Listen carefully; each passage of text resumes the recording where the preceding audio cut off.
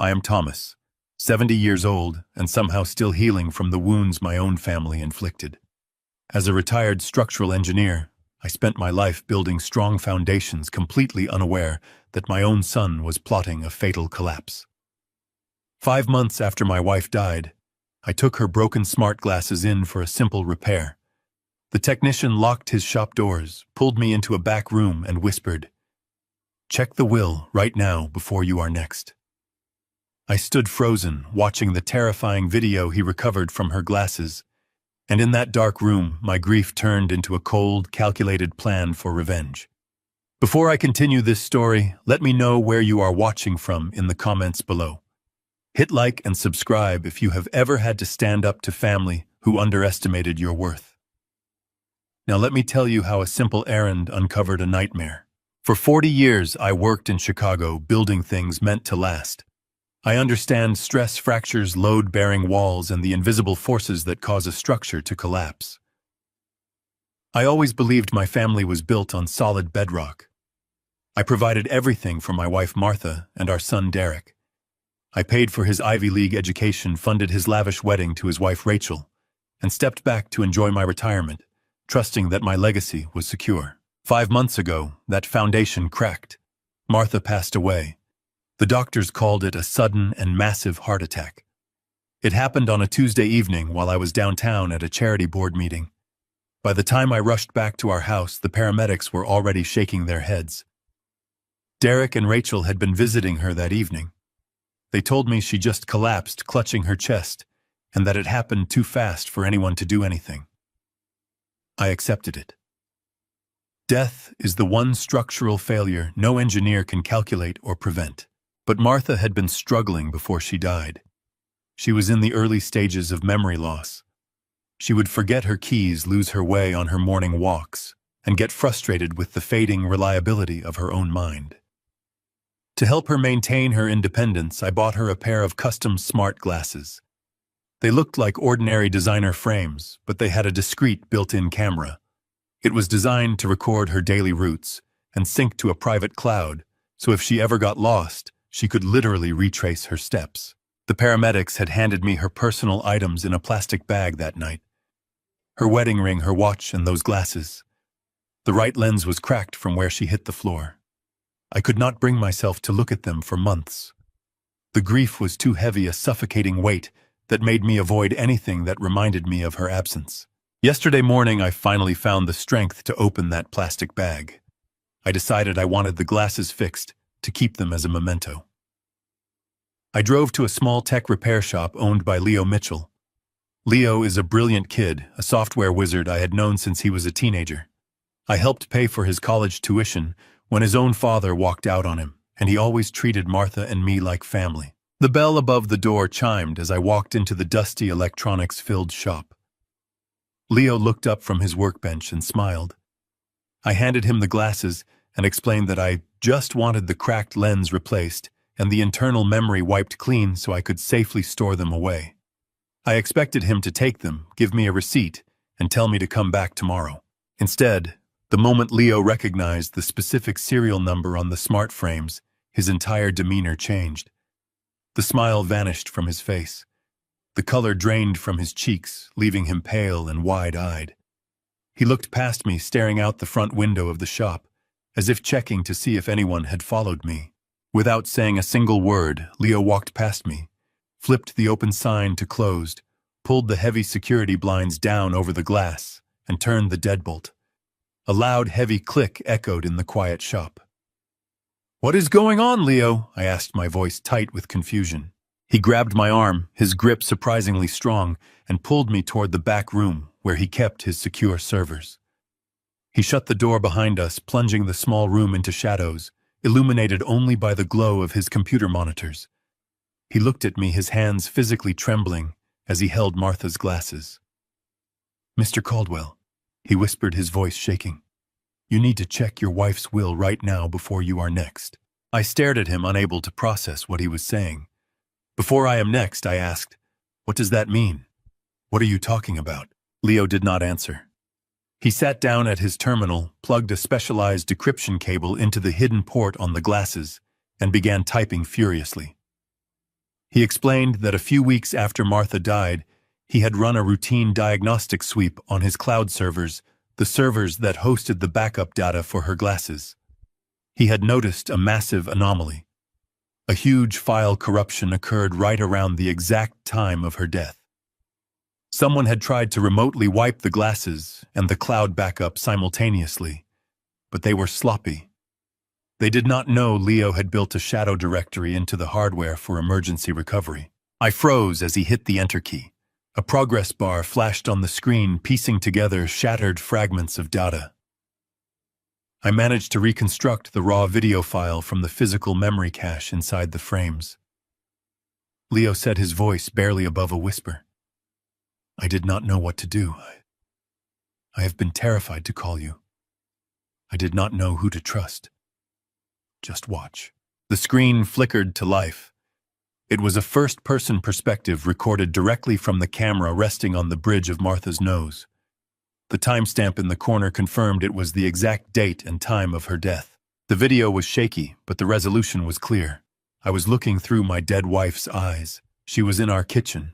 I saw her hands frail and trembling, reaching out toward the marble countertop.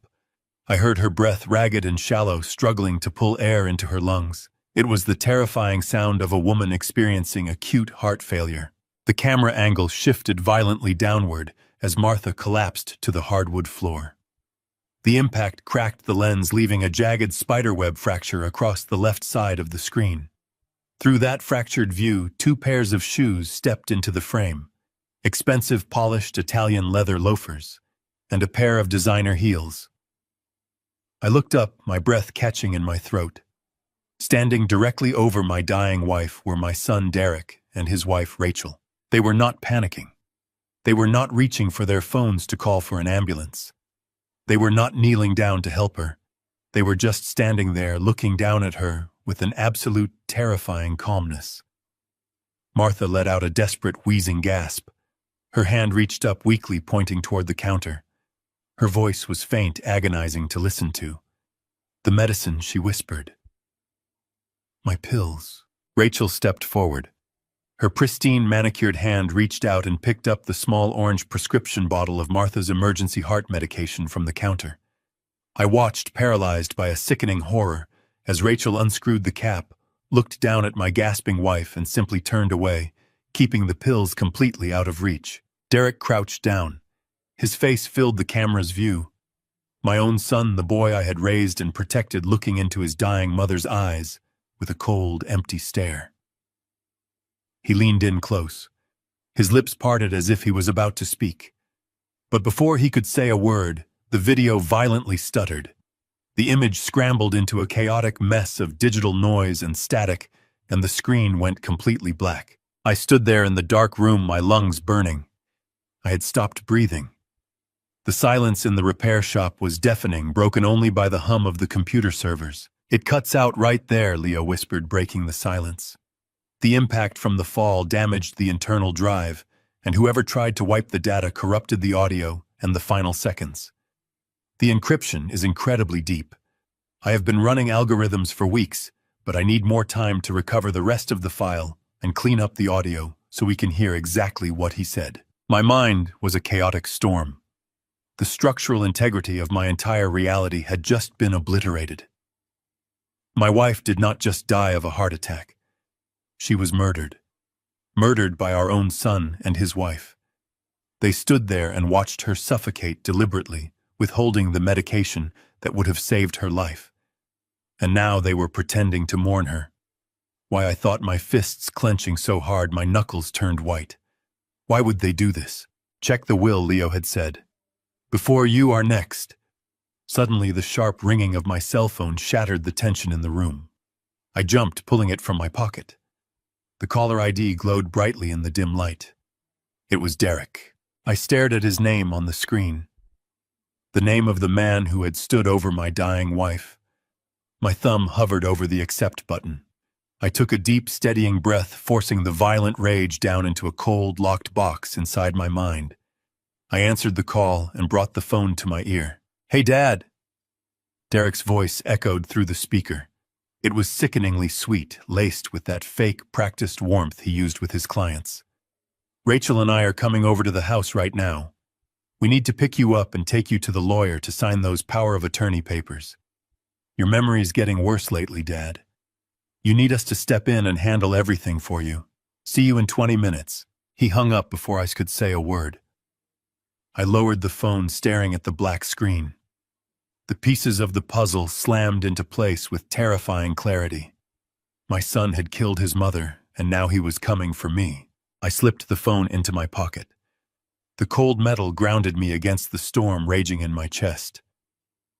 I looked at Leo. The young man was pale, his eyes wide with fear. I placed a steady hand on his shoulder, letting him know I was in absolute control. Keep working on decrypting the rest of that audio file, I told him, keeping my voice dangerously calm. Back up everything to a secure offline drive, and do not answer your phone for anyone but me. I will handle my son. I stepped out of the repair shop and into the brisk autumn air. I had exactly 15 minutes before they arrived.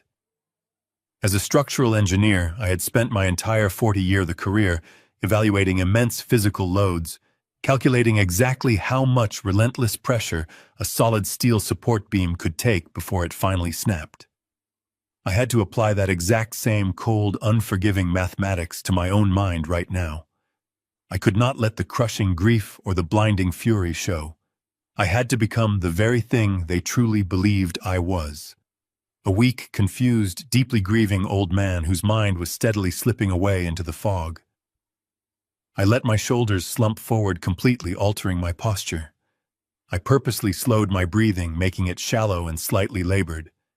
I relaxed the muscles in my face, letting a vacant, lost expression settle heavily over my features. Right on time, a sleek black luxury SUV pulled up to the curb. The heavily tinted passenger window rolled down, revealing Derek in the driver's seat, gripping the hand-stitched leather steering wheel. He wore a tailored charcoal suit, his hair perfectly styled, looking every bit the wildly successful investment banker he portrayed to the world. Rachel sat in the passenger seat, turning to give me a bright, flawlessly practiced smile that made my stomach physically churn with absolute disgust. "Oh, Dad, we were so terribly worried about you," Rachel cooed quickly, opening her heavy car door and stepping out onto the pavement to gently help me inside. "Why are you walking around this busy part of town all by yourself? You know you get easily disoriented these days." I let my hands tremble slightly as I reached out to take her offered arm. "I was just getting your mother's glasses fixed," I mumbled deliberately, slurring my words just a fraction to properly sell the performance. I thought maybe she would want them back. Rachel exchanged a quick, highly revealing look with Derek. A look that clearly screamed, "The old man is rapidly losing his mind." She gently guided me into the spacious back seat, treating me like a fragile piece of antique glass that was already cracking under the immense pressure. Derek pulled the massive SUV away from the curb, seamlessly merging into the heavy afternoon traffic. He adjusted his rearview mirror just enough so he could make direct eye contact with me while he drove.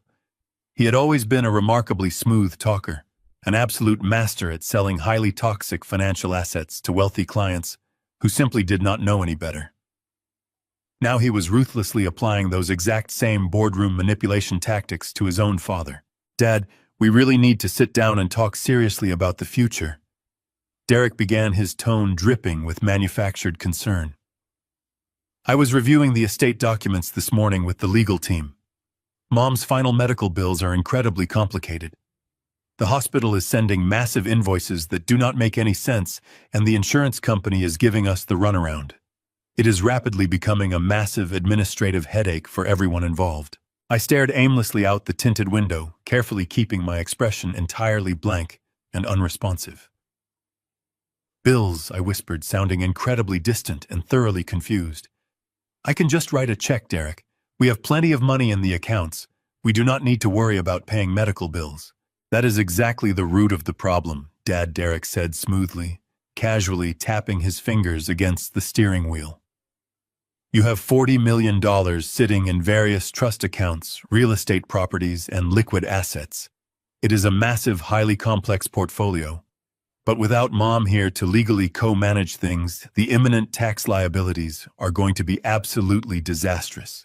And honestly, Dad, Rachel, and I are getting deeply worried about you living all alone in that big house. Worried about me, I asked, letting a pathetic note of feeble confusion perfectly enter my fragile voice. Rachel turned around completely in her seat, resting her perfectly manicured hand affectionately on my knee. "Yes, Thomas," she said softly. Her voice was like smooth velvet draped over shattered glass. "You have not been yourself since Martha passed away.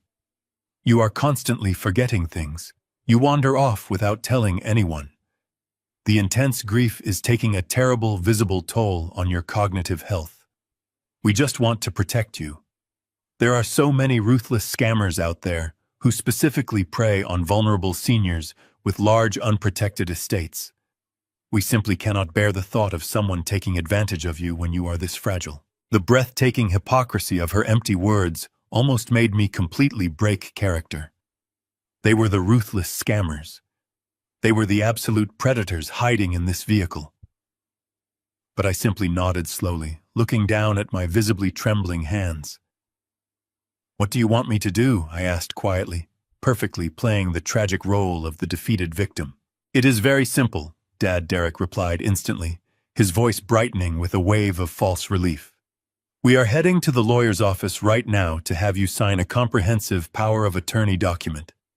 It just gives me the legal authority to seamlessly handle all the complex financial matters properly, manage the various trusts, and deal with the endless hospital billing departments.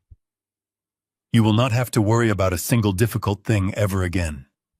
You can just rest peacefully at home and focus entirely on your physical health. We will carry the heavy burden for you." It was a brilliantly constructed, absolutely flawless lie. To any outside observer, they would look exactly like the perfect, deeply devoted family, gracefully stepping up to lovingly care for an ailing, grieving patriarch. But I knew exactly what that binding legal document truly was. It was a blank check. The very moment my signature hit that specific piece of paper, Derek would immediately have unrestricted, unquestioned access to legally liquidate every single financial asset I proudly owned. Rachel reached down to the floorboard and quickly produced a sleek silver thermos.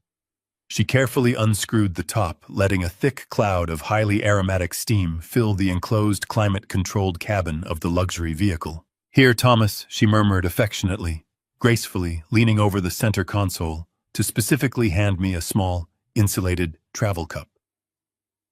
"I made your special homemade herbal tea right before we left the house today. It is the exact same soothing recipe I used to make for Martha whenever she was feeling completely overwhelmed and deeply anxious. It will deeply help calm your frayed nerves and quickly clear away that nasty mental confusion you have been fiercely dealing with lately. Drink it all up right now while it is still nice and hot." I carefully took the warm cup from her perfectly steady hand. My own fingers were actively shaking, and for once the violent physical tremor was absolutely not an act. It was pure, unadulterated, sickening revulsion. I stared directly down at the dark, earthy liquid, rapidly swirling inside the small metallic cup. The highly fragrant scent of strong chamomile and fresh mint poorly masked something else darkly lurking right beneath the warm surface. Something subtle, unnervingly heavy, and distinctly metallic. "You should really drink it, Dad," Derek firmly urged without taking his calculating eyes off the busy road ahead. "Rachel spent all morning carefully preparing it just for you. It really helps incredibly with your cognitive stability. You know you desperately need it right now." I slowly brought the thin rim of the hot cup to my dry lips, entirely, pretending to take a slow, highly hesitant sip, but I kept my mouth tightly and securely sealed shut. As Derek aggressively navigated a sharp, unexpected turn through the incredibly busy downtown intersection, he cursed loudly at a passing commercial delivery truck, becoming completely and totally distracted by the heavy, shifting traffic. Seizing the perfect, fleeting moment, I deliberately and forcefully jolted my right wrist. A generous, heavy splash of the scalding hot herbal tea spilled directly over the edge of the travel cup and landed squarely onto the heavy-duty synthetic floor mat, strategically positioned right beneath my expensive leather shoes. I immediately looked down at the dark, steaming puddle. Almost instantly, a faint, undeniable chemical sizzle echoed softly in the quiet, enclosed footwell of the luxury vehicle. The highly resilient synthetic rubber of the expensive protective mat began to severely and visibly discolor rapidly, turning a sickly, deeply pale yellow exactly where the toxic liquid had directly pooled. The horrifying, undeniable realization violently struck me like a massive physical blow directly to the chest. My beautiful, fiercely intelligent wife did not suddenly die of natural, completely unavoidable causes. Her fatal, sudden heart attack was directly preceded by 5 agonizing months of extreme neurological decline, severe, unexplainable joint pain, and profound, crippling mental fog. Physical symptoms that perfectly mirrored exactly what I had been actively experiencing for the past 5 consecutive months. Symptoms they conveniently and repeatedly blamed on my advancing old age and my intense, blinding grief. I was absolutely not losing my sharp, analytical mind. I was absolutely not dying of a broken heart. I was being meticulously, deliberately, and systematically poisoned by them. The rest of the car ride passed in a suffocating blur. I kept my breathing shallow, my mind running complex structural calculations to stop my hands from reaching across the center console and wrapping around my son's throat. They were murdering me, slowly, methodically, just like Martha. Every sip of that bitter tea, every gentle touch on my shoulder, was a calculated step in my own execution. Derek steered the heavy vehicle into a dilapidated commercial plaza on the edge of the financial district. I looked up at the squat, weathered brick structure sandwiched between a failing dry cleaner and a discount liquor store. The faded gold lettering on the glass door read, "Maxwell and Associates Legal Counsel." This was absolutely not the pristine downtown high-rise where my trusted estate attorney Gregory Barnes operated. Gregory had managed my family trust for 3 decades. He was a shark in a tailored suit who scrutinized every single comma. Derek knew Gregory would never allow a transfer of power without a brutal interrogation. So my son bypassed the family lawyer and found a bottom-feeding opportunist for a quick fee. I stumbled slightly as I got out, leaning heavily on the doorframe. Rachel was instantly at my side, gripping my elbow. We walked into a cramped reception area smelling of stale coffee. A man in a poorly fitted gray suit waited behind a cluttered desk, offering a slick, greasy smile that did not reach his eyes. "Mr. Caldwell," the lawyer said, extending a clammy hand. "I am Richard Maxwell. Derek has told me so much about you. We just have a few standard documents to execute today to relieve your heavy administrative burdens." I nodded slowly, offering a trembling handshake. They guided me into a small conference room. Derek pulled out a chair, pressing his hands firmly onto my shoulders as I sat down. Maxwell slid a thick stack of stapled documents across the scarred wooden table. "This is a durable power of attorney," Maxwell explained, tapping a cheap plastic pen against the signature line. "It grants your son the immediate legal authority to consolidate your bank accounts, liquidate stock assets, and manage all ongoing medical or tax liabilities. Given your declining health, this ensures your vast estate remains fully protected." I stared down at the dense legal jargon. It was an absolute death warrant. The second I signed my name, Derek could digitally wire my entire $40 million life savings to any offshore account he desired. He could drain my retirement, leaving me destitute before the poison finished its grim work. I reached out with a trembling hand, allowing my fingers to hover uncertainly over the pen. Derek leaned in close, his breathing shallow with suppressed anticipation. "Just sign right there at the bottom, Dad," he urged softly. "Right next to the blue sticker." I picked up the pen. The tip touched the paper, and then I let out a violent rattling cough. I doubled over in this chair, hacking uncontrollably, pressing my forearm against my mouth. I let the pen slip from my fingers, watching it clatter onto the floor. Rachel quickly handed me a paper napkin, her face a mask of manufactured concern. I wheezed heavily, playing the role of a deeply exhausted, fading old man, perfectly to the hilt. I am so sorry, I whispered, rubbing my chest. My chest is just so tight today. I looked down at the documents, narrowing my eyes as if the text was blurry. Derek, I cannot read a single word of this. I must have left my reading glasses on the kitchen counter back home. Maxwell frowned, looking nervously at my son.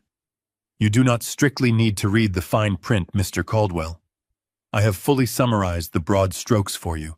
It is entirely standard boilerplate text. I shook my head stubbornly, pushing the thick stack of papers away with a clumsy motion. No. I mumbled, slurring my words slightly. Martha always told me never to sign anything I could not read with my own two eyes. I will take these home with me. I will read them over the long weekend when my head is clearer. We can come back next week. The sudden deafening silence in the room was thick enough to cut with a knife. I looked up, letting my vacant gaze wander over to my son. Derek was staring directly at me, and for one terrifying fraction of a second, his carefully crafted mask completely slipped.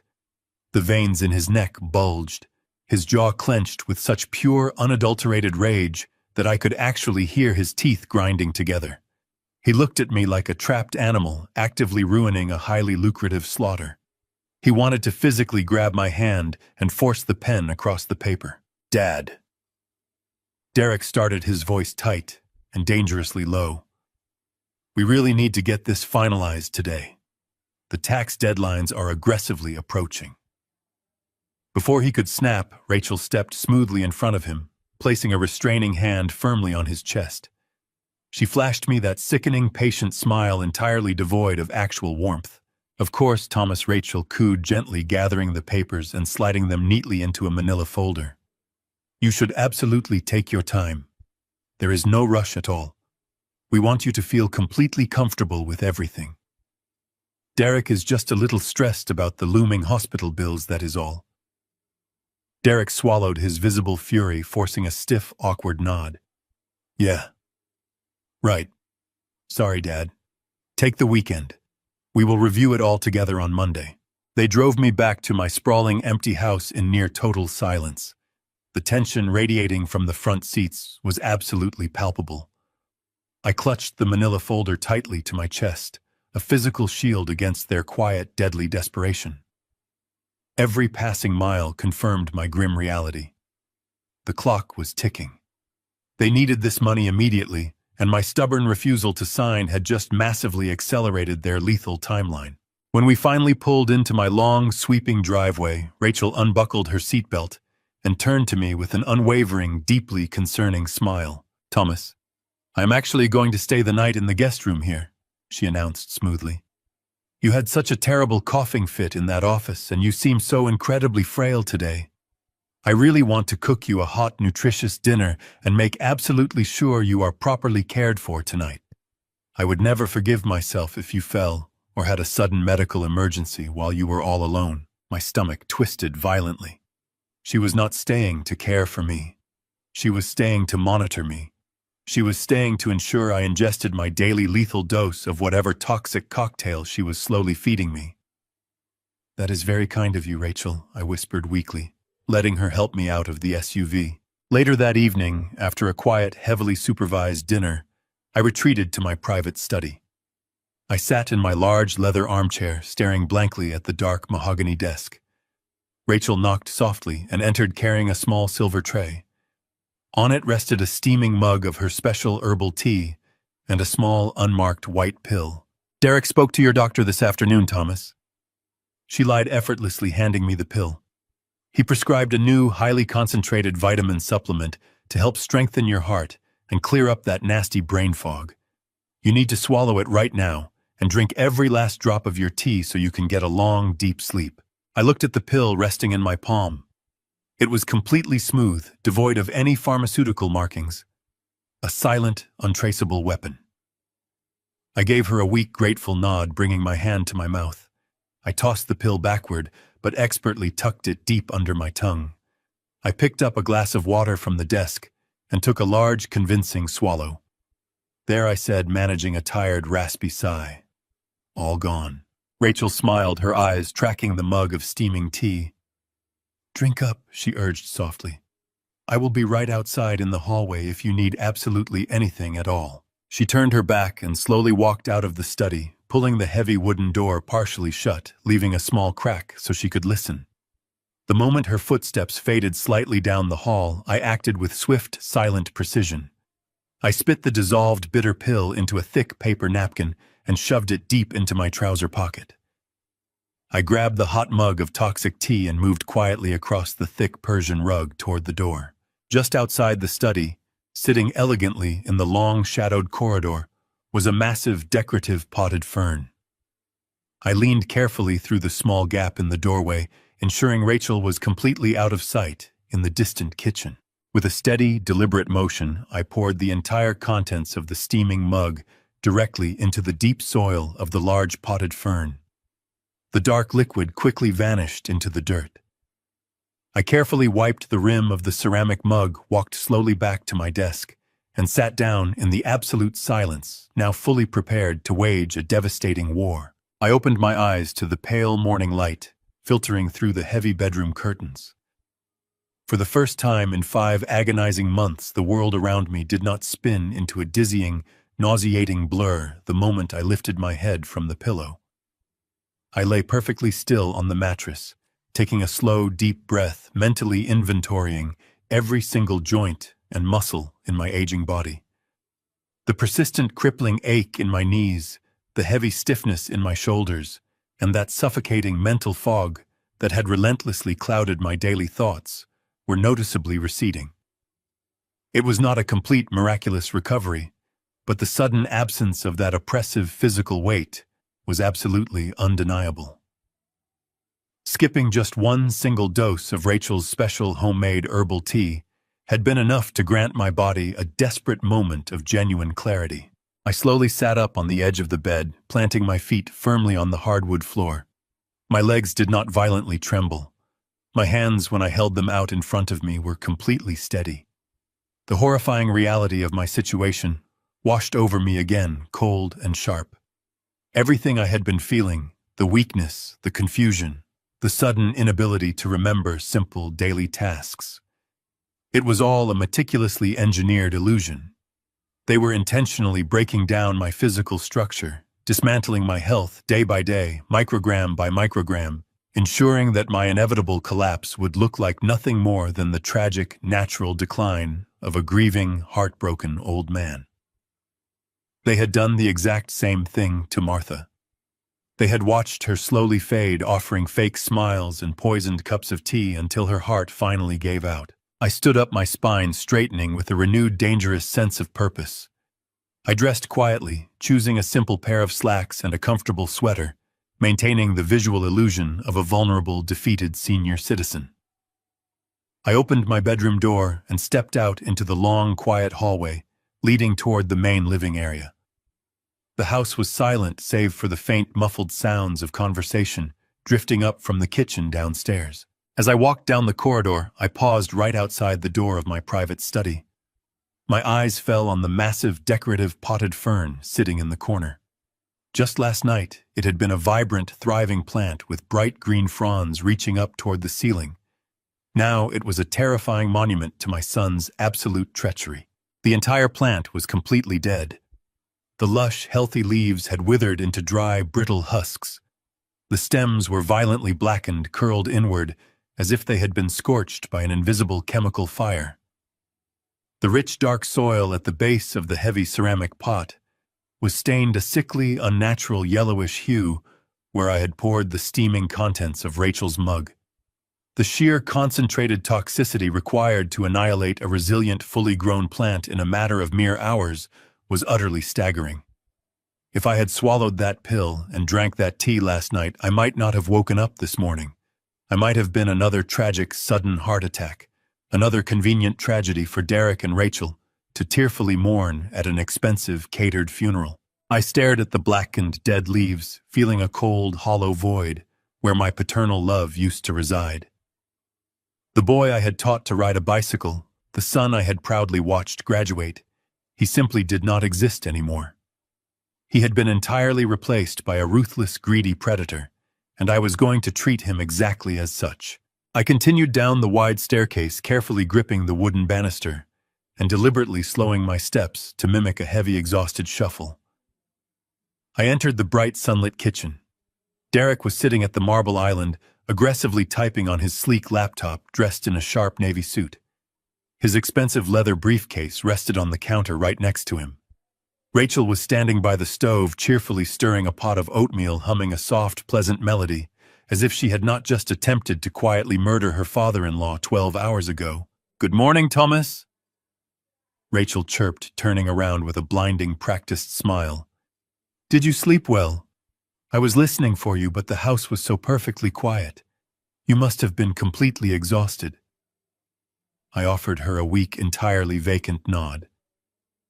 "I slept very deeply, Rachel," I murmured, keeping my voice barely above a whisper. "That herbal tea you made me worked absolute wonders. I feel like I barely moved a muscle all night long." Rachel exchanged a very quick, highly satisfied glance with Derek. Derek looked up from his bright screen, offering me a stiff, completely unsympathetic smile. "Glad to hear it, Dad. We really need you resting and gathering your strength. We still have to go back to the lawyer's office on Monday to get those documents finalized. The administrative delays are getting really frustrating." Before I could formulate a pathetic, compliant response, Derek's cell phone suddenly began to buzz aggressively against the marble countertop. He glanced down at the glowing screen, and his confident, arrogant posture instantly vanished.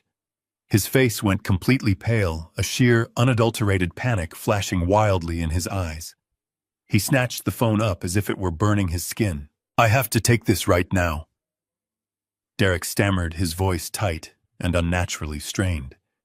He pushed his chair back violently, practically sprinting toward the glass patio doors leading out to the backyard.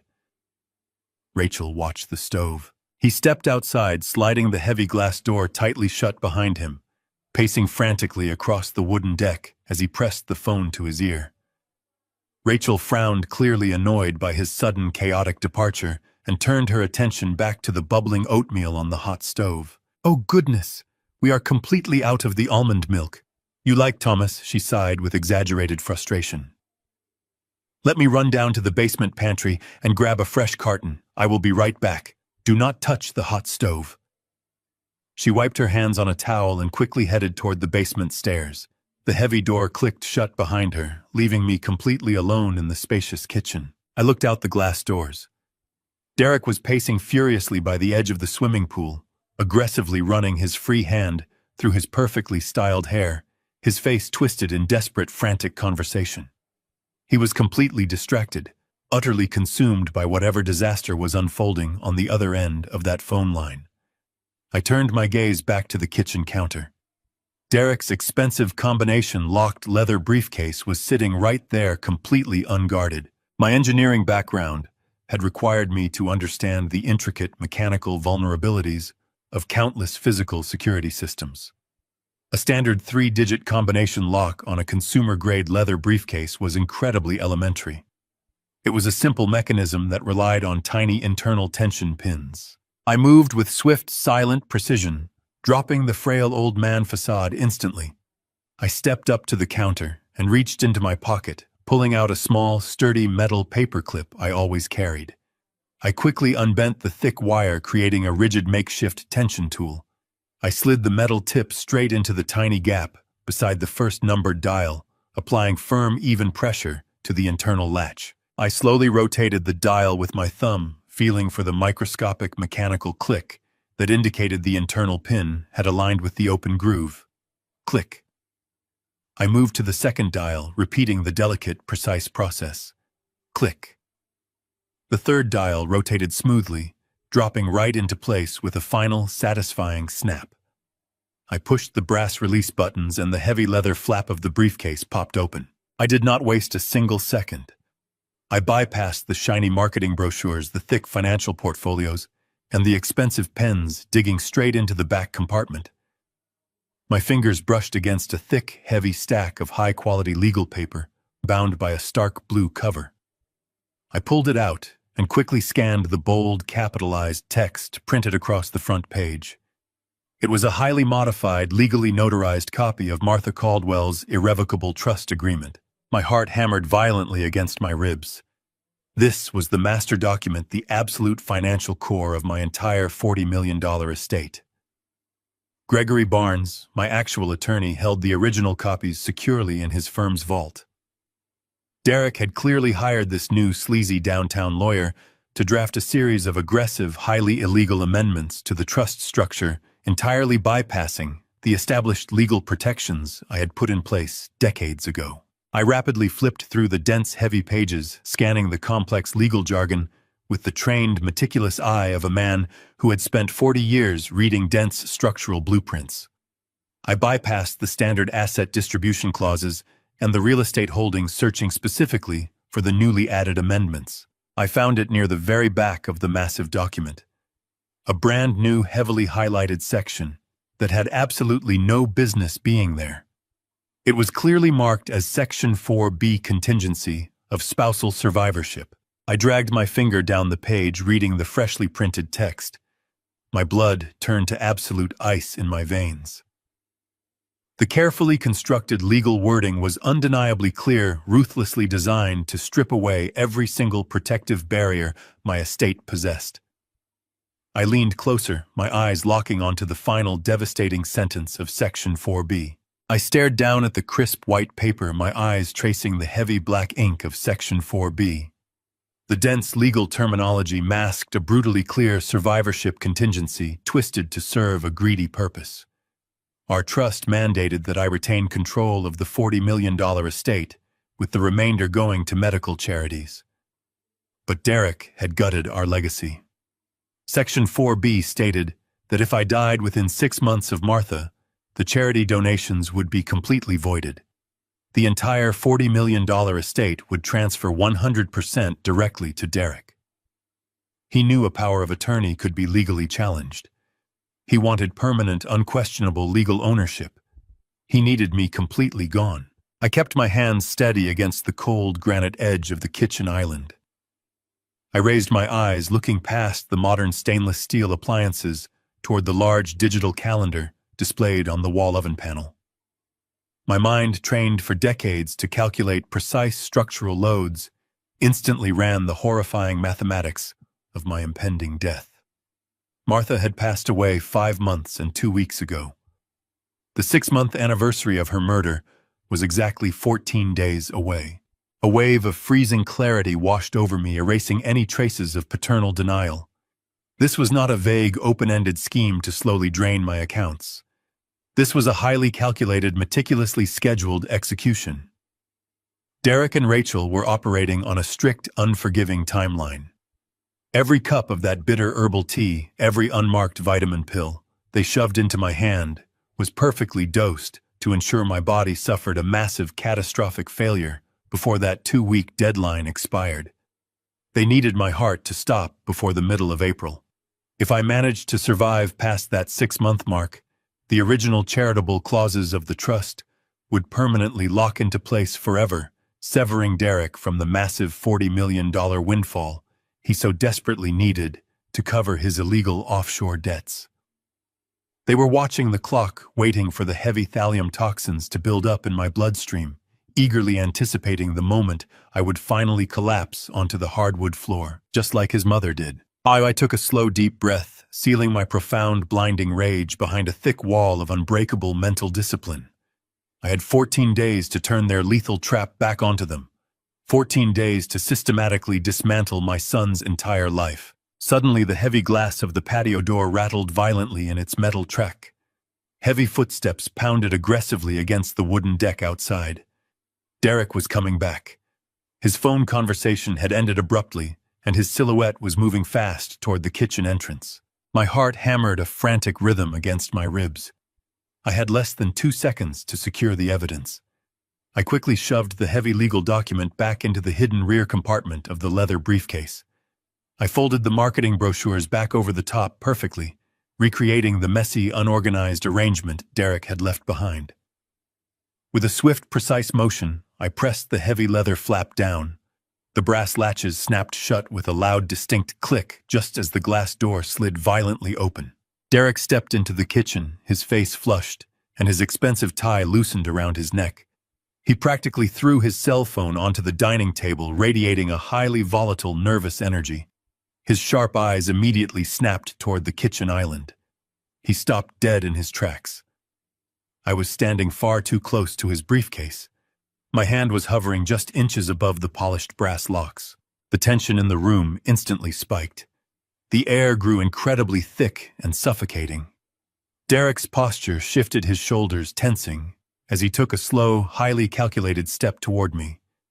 The mask of the loving, concerned son completely evaporated, replaced by the cold, calculating glare of a predator protecting its vital secrets.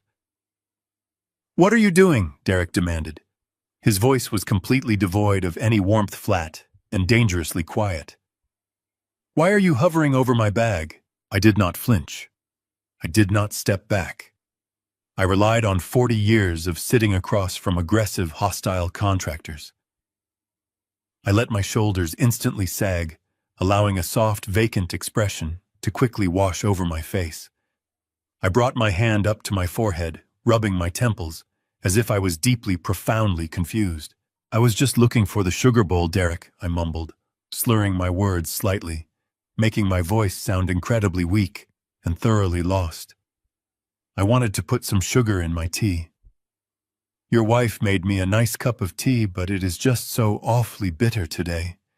I cannot seem to remember where Martha keeps the sugar bowl anymore. Everything in this kitchen just seems to move around on me." Derek stared at me with intense, piercing scrutiny. He analyzed every single line on my face, searching for any subtle crack in my performance. He looked down at the locked briefcase, then back up at my trembling hands. I offered him a pathetic, helpless smile, blinking slowly, as if the bright kitchen lights were hurting my tired eyes. Slowly, the aggressive tension drained from his rigid posture. He bought the lie. He genuinely believed he was looking at a broken, rapidly declining old man whose brain was rotting away from grief and age. "The sugar is in the pantry, Dad," Derek said, his voice returning to that sickeningly sweet, patronizing tone. "It is right where it has always been. Why don't you go sit down in the living room? You look incredibly exhausted. I will have Rachel bring it out to you." I nodded weakly, shuffling my feet across the polished tile floor, moving with painful, exaggerated slowness toward the hallway. I kept my head down, playing the tragic role of the defeated patriarch to absolute perfection. As I reached the edge of the kitchen, the basement door swung open. Rachel stepped back into the room, holding a fresh carton of almond milk. She looked at Derek, sensing the lingering heavy tension in the air. "Is everything okay?" she asked softly. I paused just beyond the archway, completely out of their line of sight, but close enough to hear their hushed, secretive voices. "He was wandering around the island, looking for sugar," Derek muttered, letting out a heavy, deeply frustrated sigh. "His mind is completely gone, Rachel. He doesn't even know where he is half the time. But we are running out of time. That phone call from my boss was extremely bad. They are demanding their money by the end of the month, or they are coming for me. We cannot afford to wait for his heart to just slowly give out on its own." I heard the soft rustle of clothing as Rachel stepped closer to her husband. I know she whispered back, her voice utterly devoid of any human empathy. "The tea is working, but he has always been stubbornly strong. I will fix it. When I make his dinner tonight, we need to completely double the dose. We will significantly up his daily dosage, and this whole miserable problem will be completely over by the weekend." I held my breath in the shadowed hallway, pressing my back flat against the cool plaster of the wall. Derek and Rachel continued their hushed, venomous conversation in the kitchen, completely unaware their execution timeline had just been abruptly exposed. I waited until the sound of Derek's leather shoes moved toward the front door, followed closely by the clicking of Rachel's heels. I heard the rustle of coats being grabbed, and then the heavy oak door slammed shut.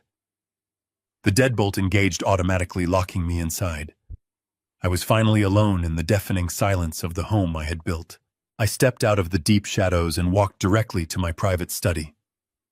I retrieved the crumpled paper napkin from my pocket.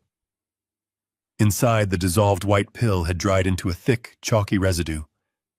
Next, I walked to the devastated potted fern. I reached into the blackened foliage, snapped off several dead stems, and scooped up a handful of the yellowed soil. I placed the toxic plant matter into a sealed plastic bag alongside the napkin. My hands were perfectly steady now. The trembling weakness was gone, replaced by a cold, mechanical precision. I was no longer a grieving widower. I was an engineer investigating a catastrophic failure. I grabbed my keys and walked out the door. I drove my modest sedan straight past the towering downtown hospitals. I needed absolute discretion. As a structural engineer, I spent my entire life dissecting catastrophic material failures, isolating the exact point where a solid beam surrendered to pressure. Now I was applying that exact same clinical methodology to my own bloodline. I navigated the vehicle toward a sleek, unmarked glass building tucked away in the affluent northern suburbs. It was a high-end private analytical laboratory that specifically catered to elite corporate clients, conducting independent chemical testing for industrial lawsuits. I walked into the pristine, sterile lobby and approached the front desk. I did not offer my name or any personal medical history. I placed the sealed bag onto the white counter and requested an immediate toxicological screening. The receptionist blinked, citing standard processing times of 3 to 5 business days. I pulled out my checkbook and wrote a figure that was exactly 4 times their standard expedited fee. I told her I needed a granular molecular breakdown of every chemical compound present in both the pill residue and the soil before the sun went down today. Money removes bureaucratic friction. The receptionist called for a senior chemist, who took the samples with a serious nod. I sat in the silent waiting room for 3 agonizing hours, mentally calculating the exact trajectory of my son's magnificent deception. Finally, the heavy glass door to the secure inner laboratory clicked open. A senior analytical chemist, a man in his late 50s with incredibly tired eyes and a crisp white coat, quietly gestured for me to follow him into his office. He closed the solid door securely, making sure the electronic lock engaged with a sharp click. He sat heavily behind his modern desk and slid a thick, freshly printed diagnostic report across the smooth glass surface. The detailed paperwork was filled with complex chemical spectrum graphs and severe warning markers indicating extreme toxicity. "You requested a full molecular breakdown." The chemist began, his voice tight with professional concern. "The white residue in the napkin is a highly concentrated, unregulated synthetic sedative. It is a powerful central nervous system depressant designed to cause extreme lethargy, severe cognitive confusion, and deep physical weakness. It perfectly mimics the natural symptoms of advanced dementia or rapid neurological decline in elderly patients." I nodded slowly, my jaw clenched tight, and the soil sample I asked, my voice terrifyingly calm. The chemist took a deep breath, looking at me with a mixture of profound pity and absolute alarm. "The soil is completely saturated with a heavy metal compound known as thallium," he stated grimly. "It is tasteless, completely odorless, and incredibly lethal, even in microscopic doses. Historically, it is darkly known as the poisoner's poison, because it is nearly impossible to detect in a standard blood panel without ordering a specific, highly targeted screening. It aggressively attacks the central nervous system and cardiovascular muscles. Over time, a slow accumulation of thallium will cause severe joint pain, profound mental fog, and eventually, a sudden, utterly catastrophic cardiac arrest. It leaves almost no visible trace during a standard hospital autopsy. The victim simply appears to have suffered a fatal heart attack." The quiet, sterile walls of the laboratory seemed to close in around me as the horrific, unvarnished truth finally settled deep into my bones. The puzzle was complete. Every single agonizing symptom I had experienced over the last 5 months, the debilitating exhaustion, the terrifying memory lapses, the days I could barely walk down my own staircase, it was all artificially induced. Derek and Rachel had been feeding me a calculated daily cocktail of sedatives to mask the lethal, slow-acting heavy metal actively destroying my cardiovascular system. The darkest, most devastating realization of my entire life struck me. Martha. My beautiful, vibrant, loving wife did not die of a sudden, unavoidable medical tragedy. She had experienced the exact same severe joint pain. She had suffered the exact same frightening mental fog. They had systematically poisoned her, watching her slowly deteriorate, serving her toxic cups of herbal tea with bright, loving smiles, until her heart finally gave out under the immense strain. They murdered the woman I loved more than life itself, just to trigger the financial contingencies of a massive legal trust. And now, operating on a strict 2-week deadline, they were preparing to significantly double my dosage to finish the job and claim their bloody inheritance. The chemist leaned forward, breaking the heavy silence. "Sir," he said urgently, "this is a matter of severe criminal poisoning. I am legally obligated to advise you to contact the police immediately.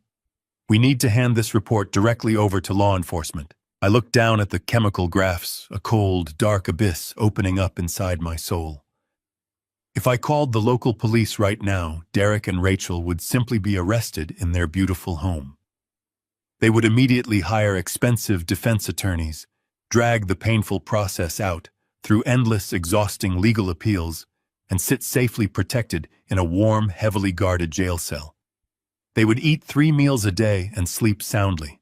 That was absolutely not good enough. An arrest was far too clean, far too merciful for the monsters who tortured and murdered my wife. I looked up at the visibly shaken chemist, my eyes completely devoid of any remaining human warmth, paternal love, or basic mercy. "No," I whispered to the man folding the thick toxicology report and securely sliding it into my inner jacket pocket. "The police will absolutely not be necessary for me here today. I do not want my son to just quietly go to jail. I want to systematically obliterate his entire world and utterly destroy the two of them once and for all." I walked out of the private laboratory into the fading afternoon light, carrying the thick toxicology report inside my jacket like a loaded weapon. My profound grief had completely burned away, leaving behind a cold, structural resolve. I drove my vehicle to a secure public payphone outside a decaying commercial strip mall on the desolate outskirts of the city, ensuring there was absolutely no digital trace of my communication. I dialed a private, strictly unlisted number I had memorized 3 decades ago. The line rang exactly twice before a gruff, deeply familiar voice answered the secure call with heavy suspicion. Gregory Barnes was not just my estate attorney.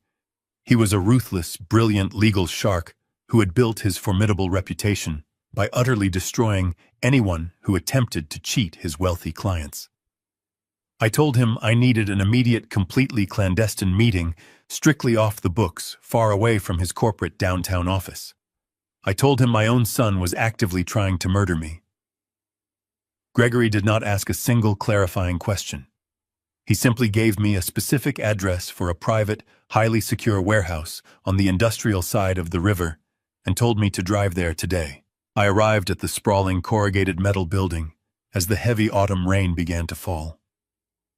Gregory was waiting inside a stark, harshly lit office space constructed of reinforced glass and steel within the massive, empty warehouse. He wore a tailored black suit, his sharp, predatory eyes taking in my disheveled appearance as I walked through the door. I did not waste any time with pleasantries or emotional outbursts. I sat down at the cold steel table and placed the expedited toxicology report directly in front of him. Next to it, I placed several high-resolution photographs I captured earlier. These were the photographs of the forged power of attorney documents Derek had attempted to force upon me at that sleazy strip mall law firm. Gregory put on his reading glasses and opened the laboratory file. I watched his rigid jaw tighten as he read the complex chemical breakdown, his eyes scanning the terrifying paragraphs detailing the heavy sedatives and the lethal concentration of thallium. I watched him meticulously examine the photographs of the counterfeit trust amendments, specifically noting the fraudulent contingency clause designed to legally bypass the charitable donations and grant Derek complete unrestricted access to the massive estate. Gregory closed the file with a sharp, resounding snap. His face was a mask of cold, professional fury. He had managed Martha's legal affairs for 30 long years. He considered us close personal friends. The sudden realization that my son had systematically poisoned her for immense financial gain ignited a terrifying quiet wrath within the seasoned attorney. "We are absolutely not going to the police with this," Gregory stated, his voice completely devoid of any basic human emotion. "If we hand this specific evidence to the authorities right now, your son will immediately hire a massive, aggressive defense team today. They will loudly claim you are suffering from severe dementia, just as they have been heavily documenting for the past 5 months. They will argue the laboratory results are entirely circumstantial, or that you somehow accidentally poisoned yourself due to your rapid mental decline. Derek will easily drag this through the criminal court system for a decade while sitting comfortably on bail." I nodded slowly, completely, agreeing with his ruthless, accurate assessment. I told Gregory I wanted to dismantle Derek entirely, meticulously, stripping him of his fake prestige, his stolen wealth, and his freedom, leaving him with absolutely nothing forever. Gregory pulled a secure, encrypted laptop from his leather briefcase and began typing with furious mechanical precision. He told me he was bringing his elite team of forensic accountants online immediately. If Derek was taking such astronomical, desperate risks to illegally acquire $40 million within a strict 2-week window, there was a massive bleeding hole in his personal finances that urgently needed to be found. I sat in the sterile warehouse office for the next 4 grueling hours, listening to the relentless clicking of Gregory's keyboard and his hushed, intense phone calls with his brilliant financial investigators tonight. Gregory's team had unrestricted backdoor access to global banking networks, hidden offshore registries, and highly encrypted financial databases. They were digital hunters, relentlessly tracking the invisible, convoluted flow of capital across international borders. I watched the cold rain violently lash against the high warehouse windows, my mind completely focused on the impending total destruction of the man I once proudly called my son. Derek had always projected the flawless, perfect image of a highly successful, invincible investment banker. He wore custom expensive suits, drove sleek luxury imported vehicles, and frequently bragged about his massive, unbeatable stock portfolios without any hesitation. But as the clock slowly ticked past midnight, Gregory finally pushed his glowing laptop away from the center of the table. He took off his reading glasses, rubbing the bridge of his nose with a deep, incredibly heavy sigh. The profound truth he had uncovered was not just shocking, it was utterly pathetic. "Your son is a complete, absolute fraud," Thomas Gregory said quietly, turning the laptop screen so I could clearly see the cascading columns of red numbers.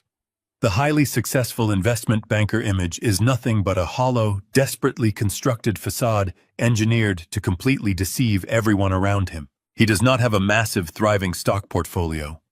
He does not even legally own that sprawling luxury estate he currently lives in with Rachel.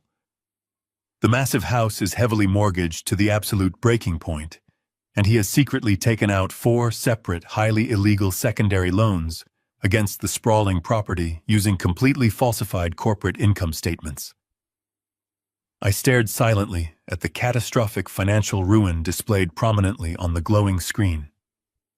Gregory carefully tapped a specific folder on the digital dashboard, opening a series of highly complex, heavily encrypted transaction logs detailing 3 years of massive financial abuse everywhere. "Derek is a severe, utterly degenerate gambling addict," Gregory continued, his stern tone dripping with absolute, unfiltered disgust.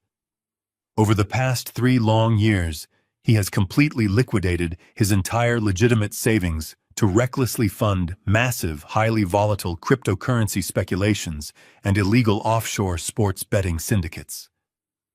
When the global crypto market suddenly crashed and his incredibly aggressive bets failed miserably, he began aggressively borrowing heavily on high margin to desperately cover his enormous, rapidly mounting losses. According to the exhaustive forensic audit, Derek is currently drowning in exactly $15 million of unsecured, totally illegal offshore gambling debt right now." I silently absorbed the staggering number. $15 million. Gregory leaned forward over the steel table, his professional expression turning incredibly dark and fiercely grim. "It gets infinitely worse," Thomas, the veteran attorney, warned, pulling up a highly classified file his expert team had just successfully intercepted from a secure dark web communication server.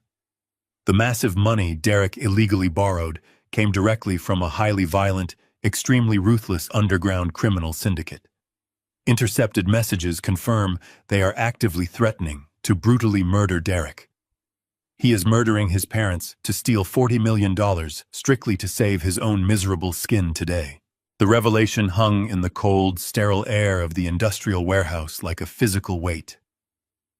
$15 million in debt to men who did not send polite collection letters or negotiate payment plans. My son was not just a greedy, entitled opportunist seeking an early inheritance. He was a cornered, desperate animal actively drowning in a violent criminal underworld, willing to systematically slaughter his own parents to buy his survival. I looked across the steel table at Gregory. The veteran attorney's face was carved from absolute granite. He slowly closed the classified financial file on his encrypted laptop, steepled his fingers, and waited in absolute silence for my directive. I told him we were not going to wait for Derek to attempt another clumsy legal maneuver or draft another forged document. We were going to hand my son exactly what he desperately wanted, but we were going to lace it with invisible federal razor wire. Gregory's lips curled into a sharp, terrifying smile, and he immediately pulled his laptop back open, his fingers flying across the keyboard. We spent the next 3 grueling hours constructing a brilliant, devastating financial snare. Gregory called it a digital honeypot. Using his elite high-level banking contacts, he cleanly severed exactly $5 million from my primary estate holdings and moved it into a newly created, highly restricted subsidiary account. This specific account was rigged with complex digital tripwires. We then drafted a very narrow, highly specific partial power of attorney. It was completely unlike the sweeping blank check document Derek had tried to force upon me at that dilapidated strip mall law firm. This new document granted my son the temporary legal authorization to manage trade and execute transactions solely within this single $5 million account. I asked Gregory how this specific maneuver would destroy him. Gregory explained the mechanics with cold, clinical precision. By granting Derek access to this specific account, under the strict guise of legitimate domestic investment management, we were actively inviting him to step over a massive, uncrossable legal line. The moment Derek attempted to wire those funds to an unverified offshore entity to pay his illegal gambling debts, he would be committing textbook, irrefutable federal wire fraud.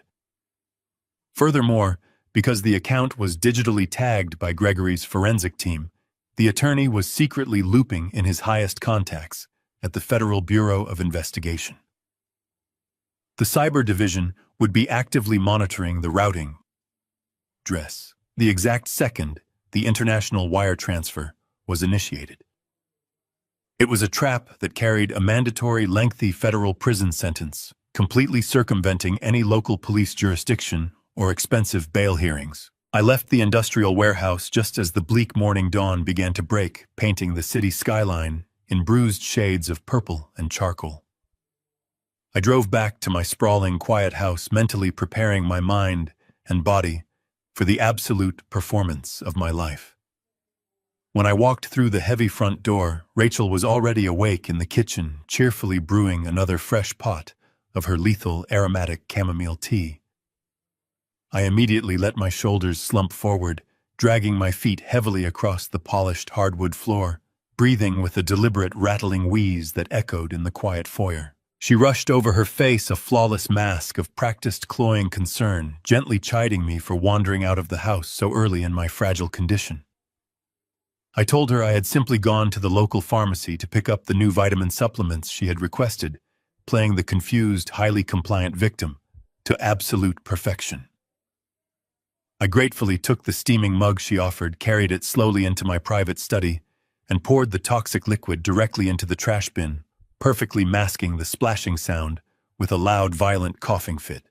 Later that afternoon, I called Derek. I told him my chest was feeling incredibly tight. My mind was fading faster than ever, and I needed him to come over to the house immediately.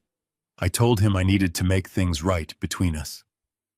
He arrived in less than 20 minutes, the tires of his expensive luxury SUV screeching loudly as he pulled recklessly into the long driveway. He practically ran into the house, his eyes darting around the hallway with barely concealed frantic desperation. He desperately needed that capital. The underground syndicate's deadline was likely terrifyingly close, breathing violently down his neck. I was sitting in my large leather armchair in the center of the study, wrapped tightly in a thick wool blanket, deliberately trembling. I gestured weakly for him to sit down in the chair across from my mahogany desk.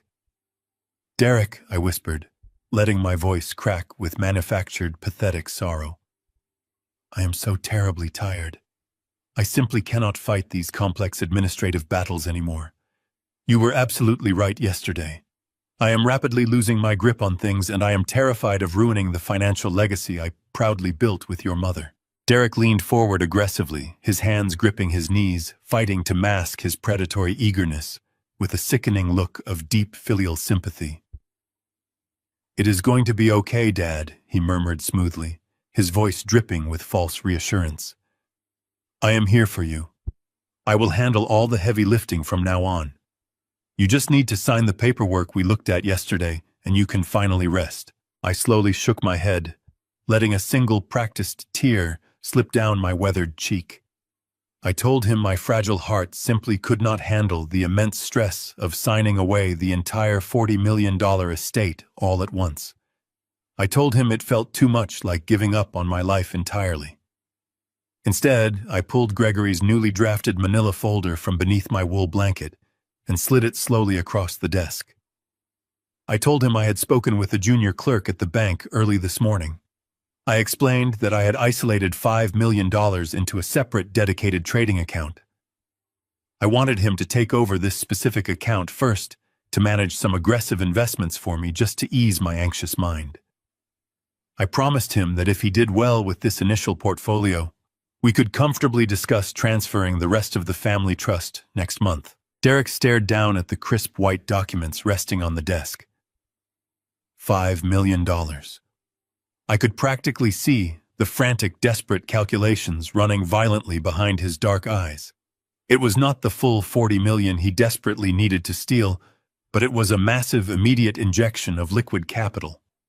It was more than enough to buy him crucial time to temporarily silence the violent men actively hunting him, to secure his immediate survival, while he figured out how to quietly finish me off and take the rest of the estate. Greed and sheer, unadulterated desperation waged a violent, visible war on his face.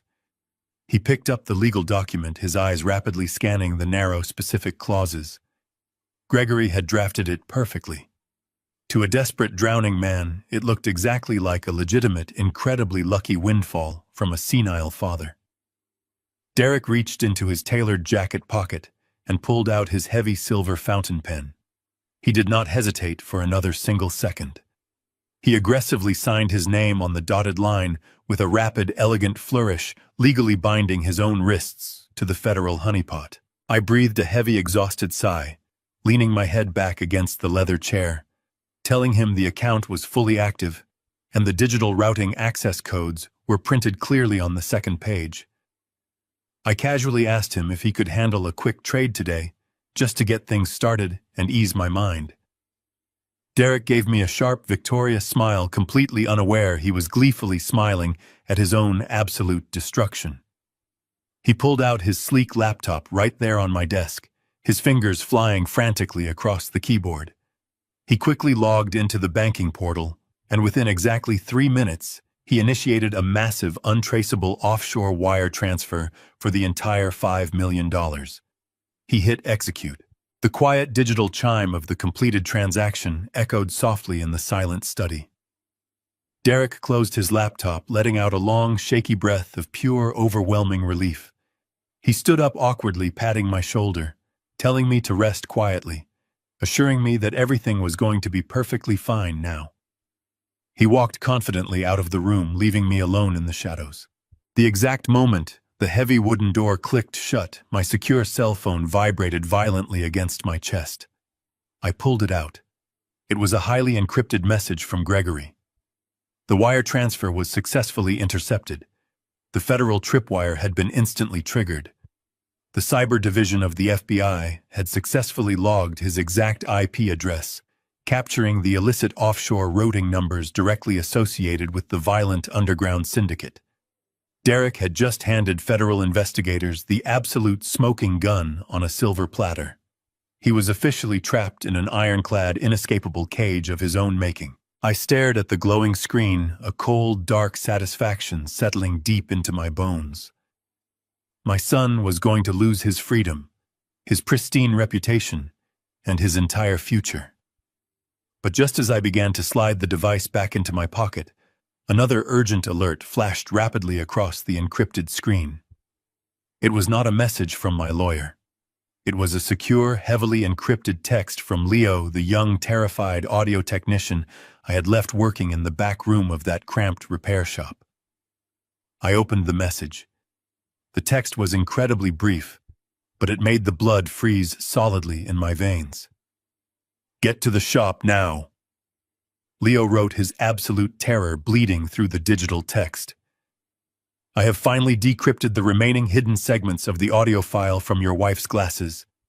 It is infinitely worse than we thought." Leo's message burned in my mind. I did not waste a second celebrating the trap I had successfully sprung on my son. I grabbed my keys, slipped out the side door into the afternoon rain, and climbed into my sedan. The drive across town was a blur of traffic lights and slick asphalt. My hands gripped the steering wheel with such crushing force that my knuckles turned completely white. I navigated the familiar streets leading toward the commercial district, my stomach twisting into knots.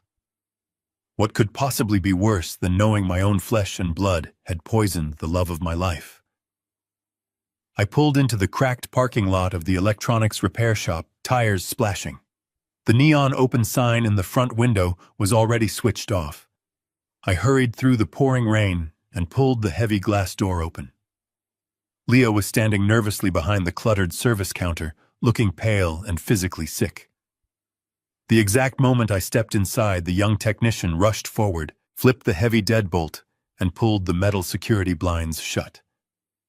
The cramped shop plunged into deep, suffocating shadows, illuminated only by the harsh blue glow of a single computer monitor resting on his main workbench. "You need to sit down for this." "Mr. Caldwell," Leo whispered, his voice trembling in the quiet space. He pulled up an office chair and gently guided me into it. "I spent 12 hours running complex decryption algorithms on the damaged memory blocks inside your wife's smart glasses. I thought it was just a corrupted audio file, a malfunction in the background software. But the impact of her fall did not just damage the microphone. It triggered a hidden video cache built into the device firmware. The glasses were recording visual data directly to a partition, right before the central processor shattered against the floor.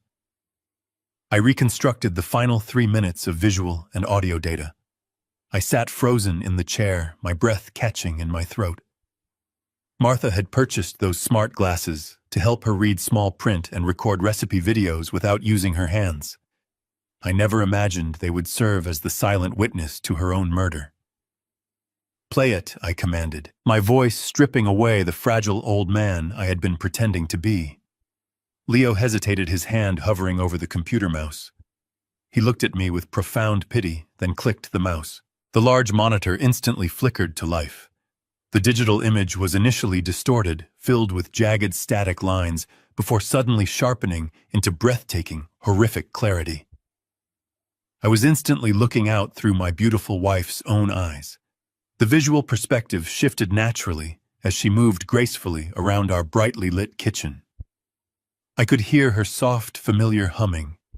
It was a gentle melody she had sung for decades, a beautiful, comforting sound that instantly shattered my aching heart into 1,000 pieces. She was standing near the marble island, peacefully pouring a simple cup of water. Suddenly, the camera perspective jerked violently.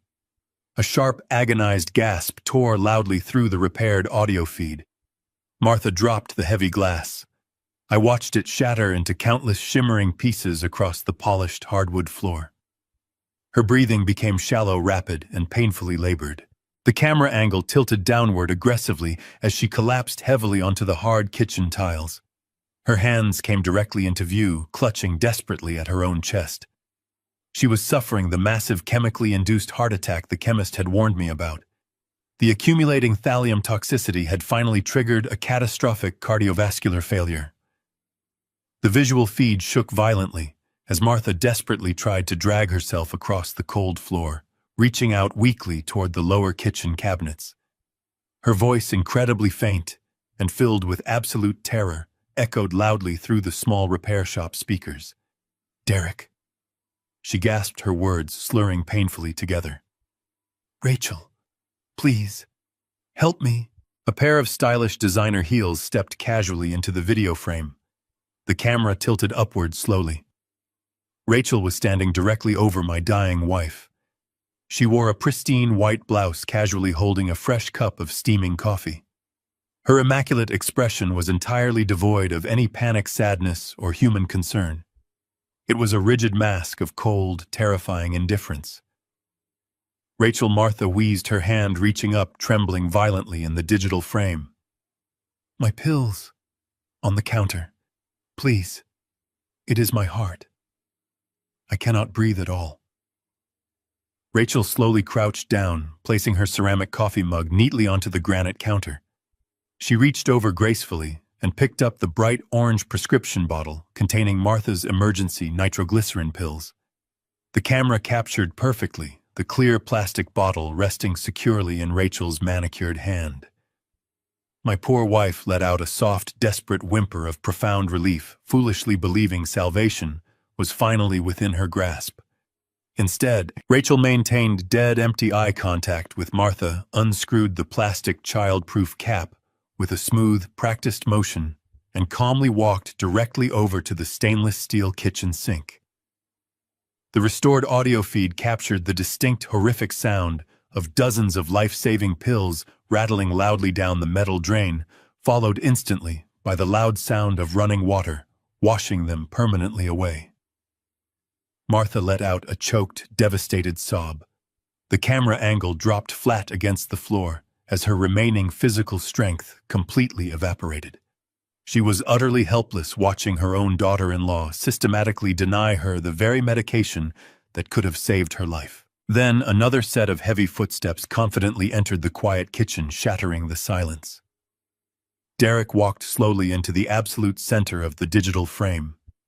He was wearing expensive running shoes, looking down at his struggling mother with a detached, clinical curiosity, exactly as one might observe an insect struggling on the hot pavement. He crouched down right beside Rachel, leaning in incredibly close. His face filled the entire digital screen. He was looking directly into the hidden camera lens embedded in the thick frame of the smart glasses, entirely unaware he was being recorded in high-definition video. The unadulterated evil actively radiating from his dark, greedy eyes made me physically sick to my aching stomach. He reached out and gently stroked Martha's hair, a grotesque, sickening mockery of a loving son comforting his mother in her final moments. I sat completely paralyzed in the small repair shop, my fingernails digging viciously deep into the armrests of the office chair, violently forced to witness the exact, terrifying moment how my family was permanently destroyed. Derek leaned his face just inches from the hidden microphone. His voice was a soft, deadly whisper that seemed to echo infinitely in the cramped, perfectly silent room. "Sorry, Mom," Derek murmured softly, his tone chillingly smooth, incredibly steady, and entirely devoid of any human soul or basic mercy. "I need the trust. Dad won't suspect a thing. He's too trusting." The video feed held steadily on his cold, empty, and terrifying smile for one more agonizing second. Then I distinctly heard the terrible, wet, rattling sound of my wife's final desperate breath. The camera jerked slightly as her broken body went completely limp against the cold kitchen tiles, and the digital screen instantly cut to pitch black. The camera jerked slightly as her broken body went completely limp against the cold kitchen tiles, and the digital screen instantly cut to pitch black. I sat in the dim, oppressive silence of the cramped electronics repair shop. The harsh blue light of the idle computer monitor cast long, hollow shadows across the scarred wooden workbench. I did not scream. I did not weep. I did not fall to my knees in an uncontrollable fit of agony. The profound, suffocating sorrow that had heavily anchored my soul for the past 5 agonizing months simply vanished. In a matter of seconds, the crushing raw grief was entirely incinerated, completely burned away by a sudden terrifying wave of pure weaponized fury. My mind, usually a quiet repository of complex structural mathematics and load-bearing calculations, snapped into a state of absolute ice-cold clarity. Derek had not just watched his mother die. He had actively orchestrated her murder callously, tossing away her life-saving medication while staring dead into her eyes, all to accelerate his access to a financial trust he desperately needed to cover his pathetic illicit debts. Beside me, the young technician was violently trembling. Leo was staring at the blank computer screen, his face drained of all color, his chest heaving with shallow, terrified breaths. He reached out with a shaking hand, his fingers desperately fumbling across the cluttered desk to grab his cellular phone. "Mr. Caldwell," Leo stammered, his voice cracking with sheer panic. "We have to call the police right now. We have to show them this video. They will arrest him tonight for murder." I reached out with a perfectly steady hand and firmly wrapped my fingers around his trembling wrist. I gently pushed his hand away from the telephone, maintaining a grip that was calm but undeniably commanding. "No, Leo," I said smoothly, my voice lacking any trace of the frail, confused senior citizen I had been acting as just hours ago. "We are absolutely not calling the local police. If we call the authorities right now, they will quietly arrest Derek in the comfort of his own home. He will immediately hire a team of expensive, aggressive defense lawyers. They will tie this video up in endless procedural court hearings. They will claim the footage is digitally altered, or they will push for a long drawn-out trial where he gets to sit comfortably on bail while spending the very money he stole from my accounts. A quiet arrest is far too merciful for what he did to my wife." Leo swallowed hard, his wide eyes darting from the dark screen back to my face. "Then what do you want to do?" he whispered nervously. I stood up from the office chair, feeling a sudden, powerful surge of adrenaline pumping rapidly through my veins. The lethal thallium and heavy sedatives coursing through my system were momentarily overpowered by the sheer primal instinct to annihilate a predator. "Tomorrow evening is Derek's 35th birthday," I explained coldly, pacing slowly across the narrow floor of the repair shop. "He is throwing himself an incredibly lavish, highly exclusive gala in the grand ballroom of the Ritz-Carlton downtown. He has invited over 300 guests. His entire network of wealthy investment banking colleagues will be there. The underground syndicate contacts he owes $15 million to will be there masquerading as legitimate corporate investors. And the most sickening irony of it all is that he paid for this massive opulent celebration using my personal credit cards, proudly boasting to his friends about his incredible financial success." I stopped pacing and looked directly at the young technician. "I am not going to let him hide behind closed doors," I stated firmly. "I am going to utterly destroy him in front of every single person he desperately wants to impress. I am going to strip away his money, his freedom, and his pristine public reputation, all at the exact same moment. I want him completely humiliated, ruined, and trapped with absolutely nowhere left to run." Leo nodded slowly, wiping a bead of cold sweat from his forehead. He turned back to his intricate computer setup. "Tell me exactly what you need me to do," he said, his voice finally steadying. "Export the fully restored, decrypted video file immediately," I instructed him, pointing a firm finger at the glowing monitor. "Put the highest resolution version of that footage onto a master USB flash drive. I want the audio crystal clear. I want every single syllable of his confession perfectly audible. Make 2 secure backup copies and hide them here in your shop vault. I will take the master drive with me tonight." As Leo quickly began executing the complex digital commands running the video feed through a rendering program to ensure the file was completely stable, I pulled my encrypted cell phone from my jacket pocket. I navigated to my secure contacts and dialed Gregory Barnes. The veteran attorney answered the private line immediately, his tone sharp and alert. Thomas Gregory said briskly, "The cyber division just confirmed the initial wire transfer hit the restricted honeypot account." Derek completely took the bait. "The digital trap is successfully locked." "That is excellent news, Gregory," I replied smoothly, my voice practically echoing the cold, mechanical precision of a steel trap snapping shut. "But the situation has fundamentally escalated. I am currently at an electronics shop. I just watched a recovered video file from Martha's smart glasses. Derek and Rachel murdered her, Gregory. They purposely withheld her emergency heart medication and watched her die on the kitchen floor while mocking my trust." A heavy, deadly silence fell over the encrypted cellular line. When Gregory finally spoke, his voice was a deep, terrifying growl. "I will personally see him rot in a federal cage for the rest of his miserable life," the lawyer vowed. "Give me the word, Thomas. How do you want to execute the final blow?" "I need you to contact your lead agent at the Federal Bureau of Investigation right now," I ordered calmly. "Tell the cyber division we are accelerating the timeline. I do not want them storming my house tonight." "Derek is hosting a massive birthday gala at the Ritz-Carlton tomorrow evening at 8 o'clock. His underground syndicate handlers will be in attendance. I want the federal agents waiting in the wings. I want them to seal every single exit of that ballroom." "Consider it done," Gregory confirmed instantly. "I will have the federal tactical units positioned in the hotel service corridors. They will be entirely invisible until you give the absolute final signal. What is your play with the video file?" I watched Leo carefully eject a sleek black USB drive from his computer tower. He handed the small digital weapon directly to me. I slipped it securely into the inner pocket of my jacket, letting my hand rest flat against the fabric. "I am going to give my son a birthday present he will never forget," I told the seasoned attorney. "Tomorrow night, when he makes his toast, I will hijack the screens. He will completely lose everything on a silver platter. Drop the hammer tonight."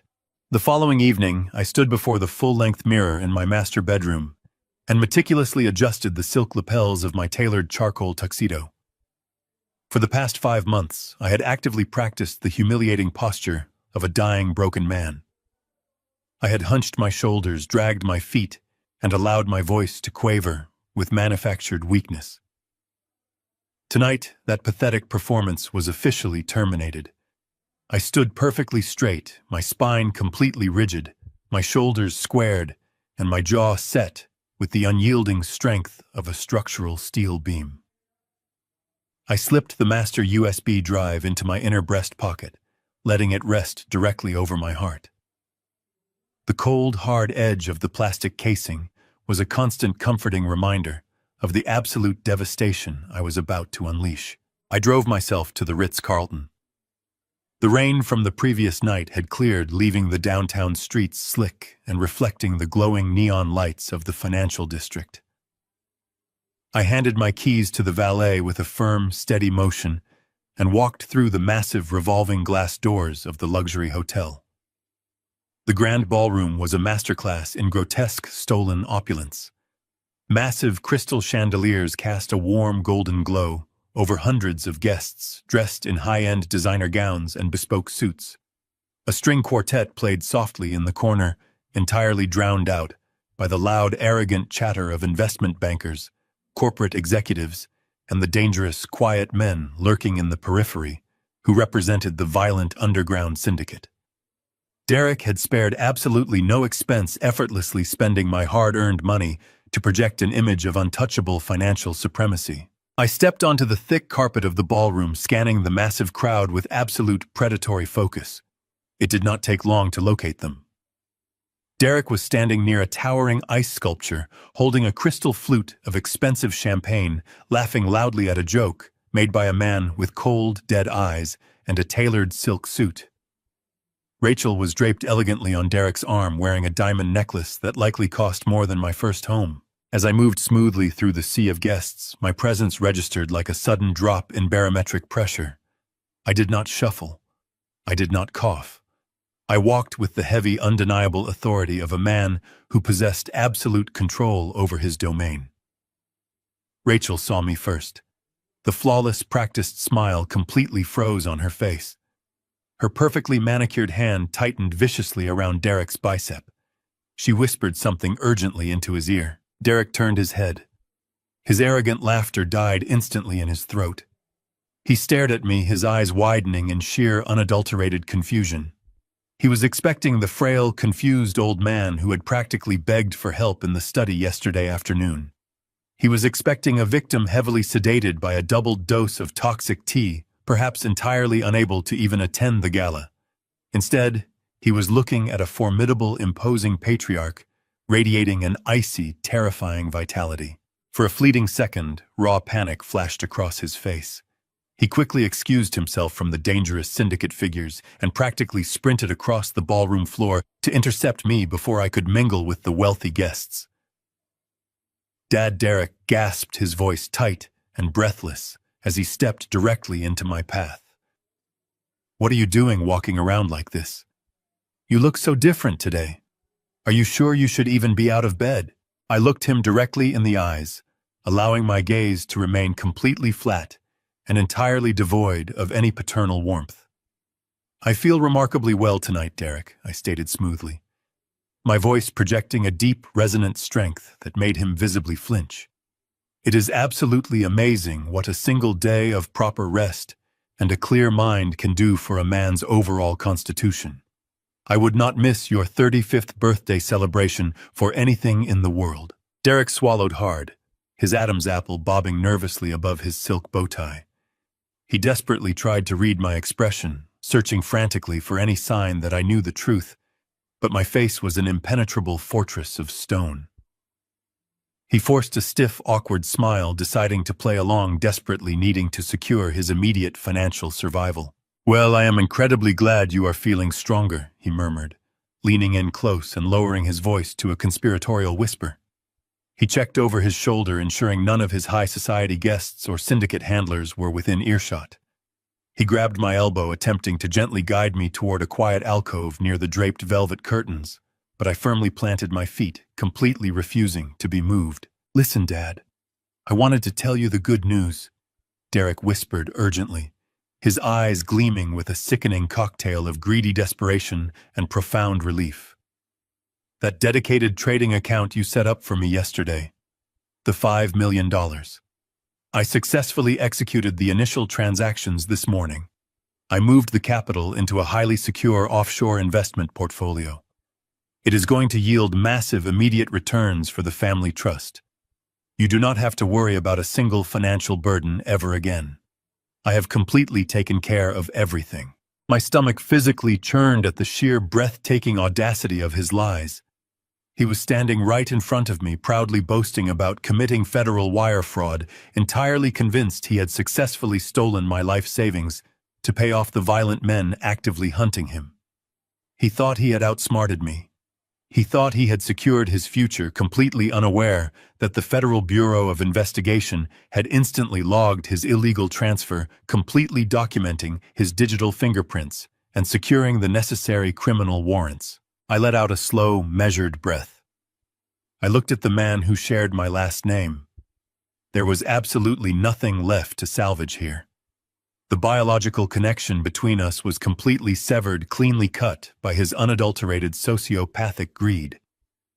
I reached out and placed a firm, heavy hand directly onto his shoulder. I gripped his expensive suit jacket, squeezing my fingers with enough sudden, violent pressure to make him wince slightly in unexpected pain. "You have made your bed, son," I said softly. The words were quiet, but they carried the devastating, undeniable weight of a heavy iron gavel striking a wooden block. Derek blinked, his brow furrowing in deep confusion. "What does that mean, Dad?" I did not offer him a single syllable of explanation.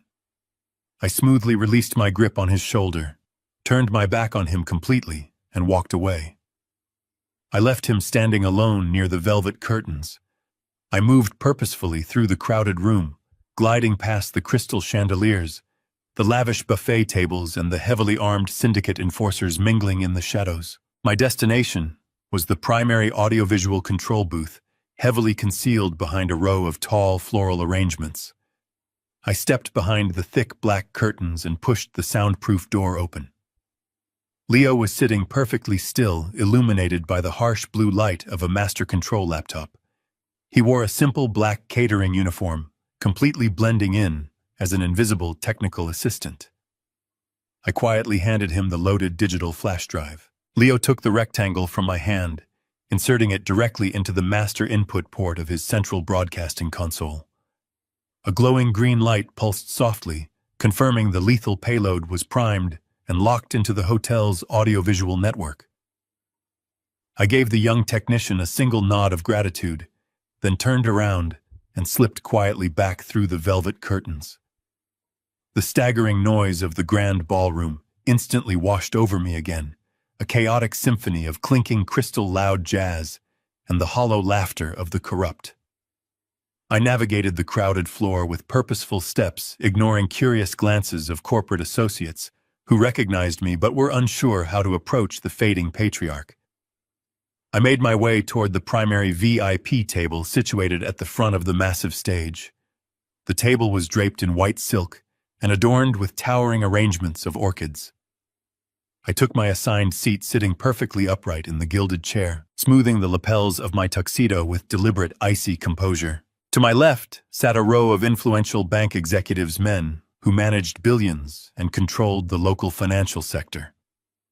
To my right sat a terrifyingly quiet group of men in dark suits who did not smile, did not mingle, and drank their expensive liquor with cold, calculating eyes. These were undoubtedly the high-ranking representatives of the underground criminal syndicate, the ruthless debt collectors Derek had desperately attempted to pay off just a few hours ago using my isolated honeypot account.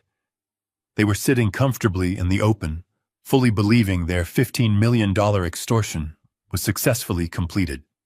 I looked at their hard faces and felt a satisfying thrill, knowing the Federal Bureau of Investigation tactical units were already positioned silently in the service corridors behind the kitchen, waiting patiently for my imminent command.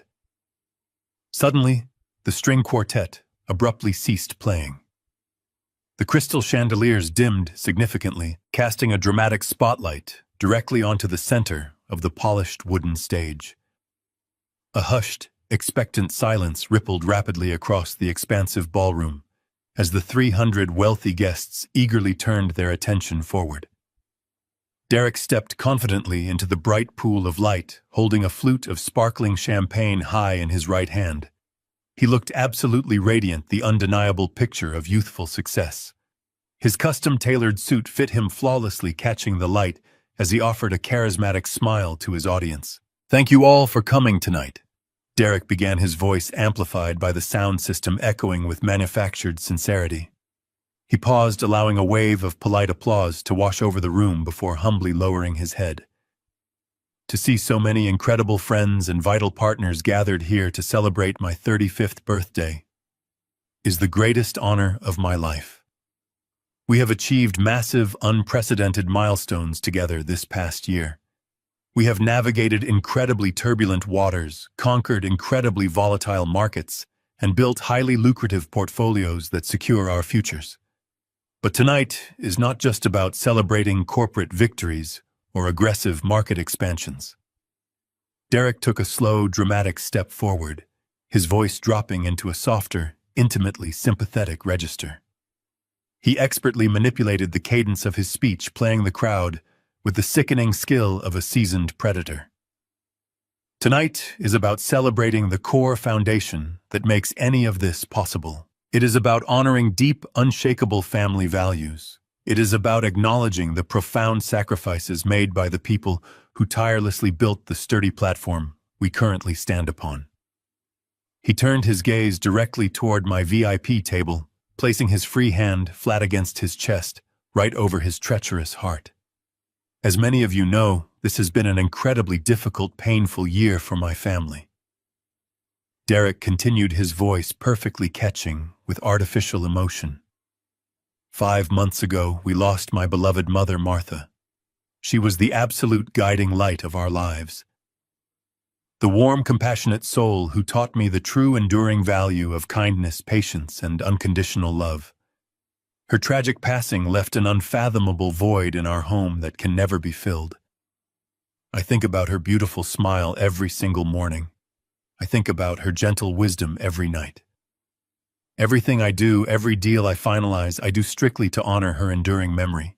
The crowd collectively sighed, a murmur of genuine sympathy rippling through the audience.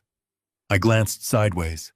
Rachel, sitting at the adjacent table, delicately dabbed her eye with a sheer lace handkerchief, masterfully wiping away an entirely fake tear. My jaw clenched with immense force. The sheer audacity of their coordinated performance made my blood boil with a toxic heat. They were standing in front of hundreds of people, openly exploiting the tragic death they actively caused, wearing their manufactured grief like a designer accessory to garner social sympathy and blind corporate trust.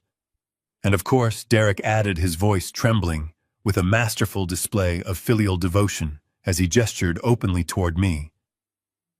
I must publicly honor my father, Thomas, the visionary architect of our family trust. As many of you can see, his health has rapidly declined since the devastating loss of his beloved wife. It has been incredibly difficult watching the strongest man I know face such severe, heartbreaking physical struggles. But Dad, I want you to know right now in front of all our friends that I am here to carry the heavy burden. I will proudly protect the incredible legacy you built. I will stand strong so you can rest. A loud round of applause erupted throughout the grand ballroom. The wealthy guests stood up from their chairs, clapping enthusiastically, thoroughly moved by the tragic narrative of a devoted son valiantly stepping up to protect his vulnerable father. The syndicate men remained seated, but raised their glasses in a silent, approving toast to the man who had just paid them millions. I remained perfectly still at the VIP table, my hands resting flat against the cool silk tablecloth. I did not clap. I simply stared at the monster standing on the stage, channeling every ounce of my weaponized, ice-cold fury into a completely blank, terrifyingly calm expression. Derek smiled warmly, absorbing the unearned adoration of the massive crowd. He waited patiently for the enthusiastic applause to gently die down before raising his champagne flute one final time. To properly conclude this beautiful evening before we serve the main course, Derek announced brightly, his voice echoing cleanly through the speakers, I have prepared a very special visual tribute. Please direct your attention to the screen behind me. And now a curated slideshow honoring the remarkable, loving woman who made me exactly who I am today. My sweet mother. Derek turned around smoothly and pointed directly toward the massive 20-foot projector screen, hanging directly above the stage. The bright stage lights instantly cut to black, plunging the entire room into deep theatrical darkness. The crowd fell completely silent, shifting in their seats, eagerly awaiting a touching montage of family memories. I slowly reached my hand beneath the white silk tablecloth. I felt the cold plastic of the communication device Leo had given me. I pressed my thumb firmly against the single transmission button. I gave Leo the silent signal to drop the hammer. The darkness of the grand ballroom felt suffocating as the massive projector screen flickered to life. Derek stood proudly on the polished wooden stage, a smug, expectant smile plastered across his face. He held his crystal champagne flute ready to toast a completely fabricated memory of his mother. The 300 wealthy guests shifted comfortably in their gilded chairs, their eyes fixed on the glowing white rectangle. They were prepared for a sentimental journey, a carefully curated montage of childhood photographs designed to cement Derek's public image. Instead, the high-definition projector emitted a harsh, jagged burst of digital static. A loud squeal tore through the sound system, instantly silencing the polite murmurs of the crowd. The screen fractured into chaotic data blocks before snapping violently into focus. The image that materialized was a raw, deeply disorienting, first-person perspective. It was the restored visual feed, directly from my beautiful wife's damaged smart glasses. The sheer scale of the projection made the visceral reality of the footage inescapable. Martha's magnified hands appeared on the massive screen, casually reaching out to pour a glass of water in our brightly lit kitchen. Her soft, familiar humming resonated through the towering concert speakers. The gentle melody echoed eerily across the opulent space. For 5 agonizing seconds, the high society crowd simply stared in absolute silence. Then the horrific medical event began. The screen jerked violently, the visual feed tilting at a sickening angle. A sharp gasp ripped through the silence of the ballroom, magnified 100 times by the subwoofers. It was pure human suffering. On the screen, the heavy glass shattered into countless fragments across the kitchen floor. The impact sounded like a bomb detonating inside the hushed hotel venue. The crowd flinched collectively, an involuntary ripple of alarm washing across the room. The camera angle dropped drastically as Martha collapsed heavily onto the hard tiles. Her magnified hands clawed desperately at her own chest, her breathing shallow and painfully labored. The audio feed was crystal clear, capturing every wheeze, every desperate struggle for oxygen, as the lethal thallium ravaged her failing cardiovascular system. A woman near the front row let out a stifled gasp, pressing her manicured hand over her mouth. The investment bankers and the dangerous syndicate men sat frozen in paralyzing horror. Derek, my wife, wheezed through the speakers, her voice filled with naked terror. "Rachel, please, help me." The massive screen captured sleek designer heels stepping casually into the frame. The camera tilted upward slowly, revealing Rachel standing directly over her dying mother-in-law. She held a ceramic coffee mug, her face an unyielding mask of cold, terrifying indifference. Rachel Martha gasped, her trembling hand reaching upward in a desperate plea for survival. "My pills. On the counter. Please. It is my heart. I cannot breathe at all." The entire ballroom held its breath. 300 people watched in dead silence as the colossal image of Rachel calmly crouched down. They watched her pick up the bright orange prescription bottle. They watched her unscrew the child-proof cap with smooth, chilling precision. A collective shudder ripped through the audience as Rachel walked directly over to the kitchen sink. The audio system blasted the horrific sound of dozens of life-saving pills rattling loudly down the metal drain. It was followed instantly by the rushing sound of cold tap water permanently washing away her only chance at survival. A low, sickened murmur began to build rapidly in the back of the room. Pure, visceral disgust radiated from the assembled guests, but the digital execution was not completely finished. Another set of heavy footsteps confidently entered the kitchen audio feed. Derek walked slowly into the absolute center of the 20-foot screen. He crouched down beside Rachel, leaning in incredibly close to his dying mother. His face, magnified to monstrous proportions, filled the entire stage backdrop. The crowd stared directly into the eyes of the man who had just hosted them. The pure evil radiating from his digital gaze made the opulent ballroom feel colder than a morgue. He gently stroked Martha's hair, a grotesque mockery of affection that made several guests turn their faces away in revulsion. He leaned his face just inches from the hidden microphone embedded in his mother's glasses. "Sorry, Mom," Derek whispered. The digital audio was flawless. The smooth, deadly words boomed across the entire room, echoing violently off the walls. "I need the trust. Dad won't suspect a thing. He's too trusting." The entire grand ballroom seemed to collectively plunge into a dark, bottomless abyss. The massive screen held steadily on his cold, empty, and terrifying smile for one final, agonizing second. Then the speakers broadcast the terrible, wet, rattling sound of my wife's final, desperate breath. The camera jerked slightly as her broken body went completely limp against the cold tiles, and the colossal screen instantly cut to pitch black. A deafening silence suffocated the room for exactly 3 seconds. The sheer magnitude of the betrayal had paralyzed every single person in attendance. Then the crystal chandeliers violently snapped back on, instantly flooding the entire ballroom with bright, unforgiving light. The blinding illumination completely shattered the terrible spell. The fragile crystal champagne flute finally slipped from Derek's paralyzed fingers.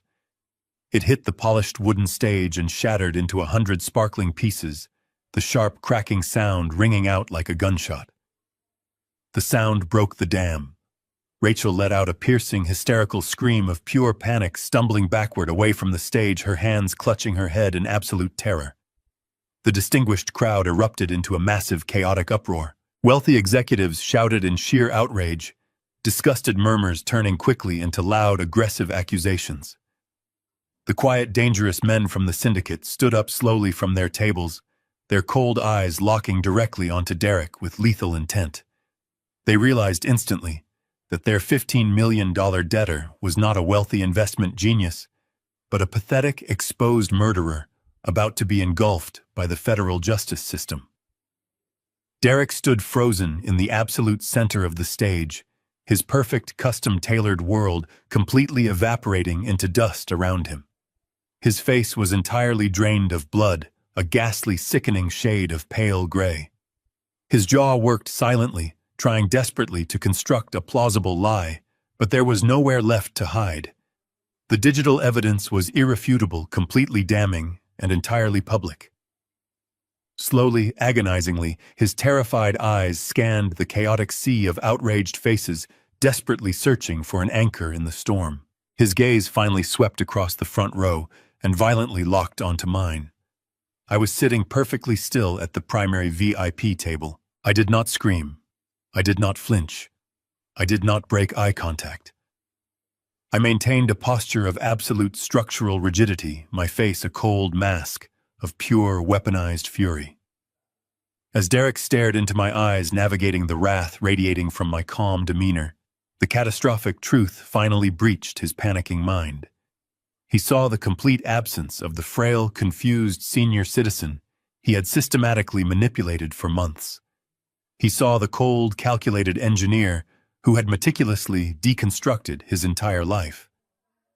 The color completely drained from his quivering lips as he realized that I had orchestrated this entire devastating public execution right in front of his high society peers. He was utterly destroyed, trapped in a nightmare of his own making. For 5 agonizing long months, I had played the perfect victim, slowly building my invisible trap piece by piece. Now the predator was finally caught in the crushing steel jaws of my meticulously engineered justice, and I was going to watch him lose absolutely everything he desperately loved. The Federal Bureau of Investigation tactical units waiting silently in the hidden service corridors were about to make their final entrance. The immense weight of the silence in the grand ballroom finally broke, shattering into chaotic pieces. Derek tore his terrified gaze away from my unyielding stare. His chest heaved with violent breaths as his constructed reality dissolved into a devastating nightmare. He staggered backward, his expensive leather shoes slipping awkwardly on the polished mahogany stage.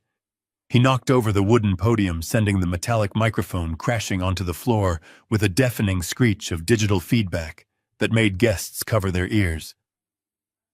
"It is a deepfake," Derek screamed, his voice cracking with a hysterical pitch of pure panic. His hands thrashed wildly, gesturing frantically toward the blank projector screen above him. "It is a sophisticated, fabricated lie. My father is suffering from severe dementia. He is clinically insane. He hired technicians to manufacture this horrific video to destroy my professional reputation. Do not believe a single second of that footage. It is all a desperate illusion." But his thrashing denial fell upon a room that was utterly, terrifyingly unresponsive. The wealthy investment bankers, corporate executives, and dangerous men from the syndicate did not offer him a single nod of reassurance. They stared at him with expressions of profound disgust and predatory calculation.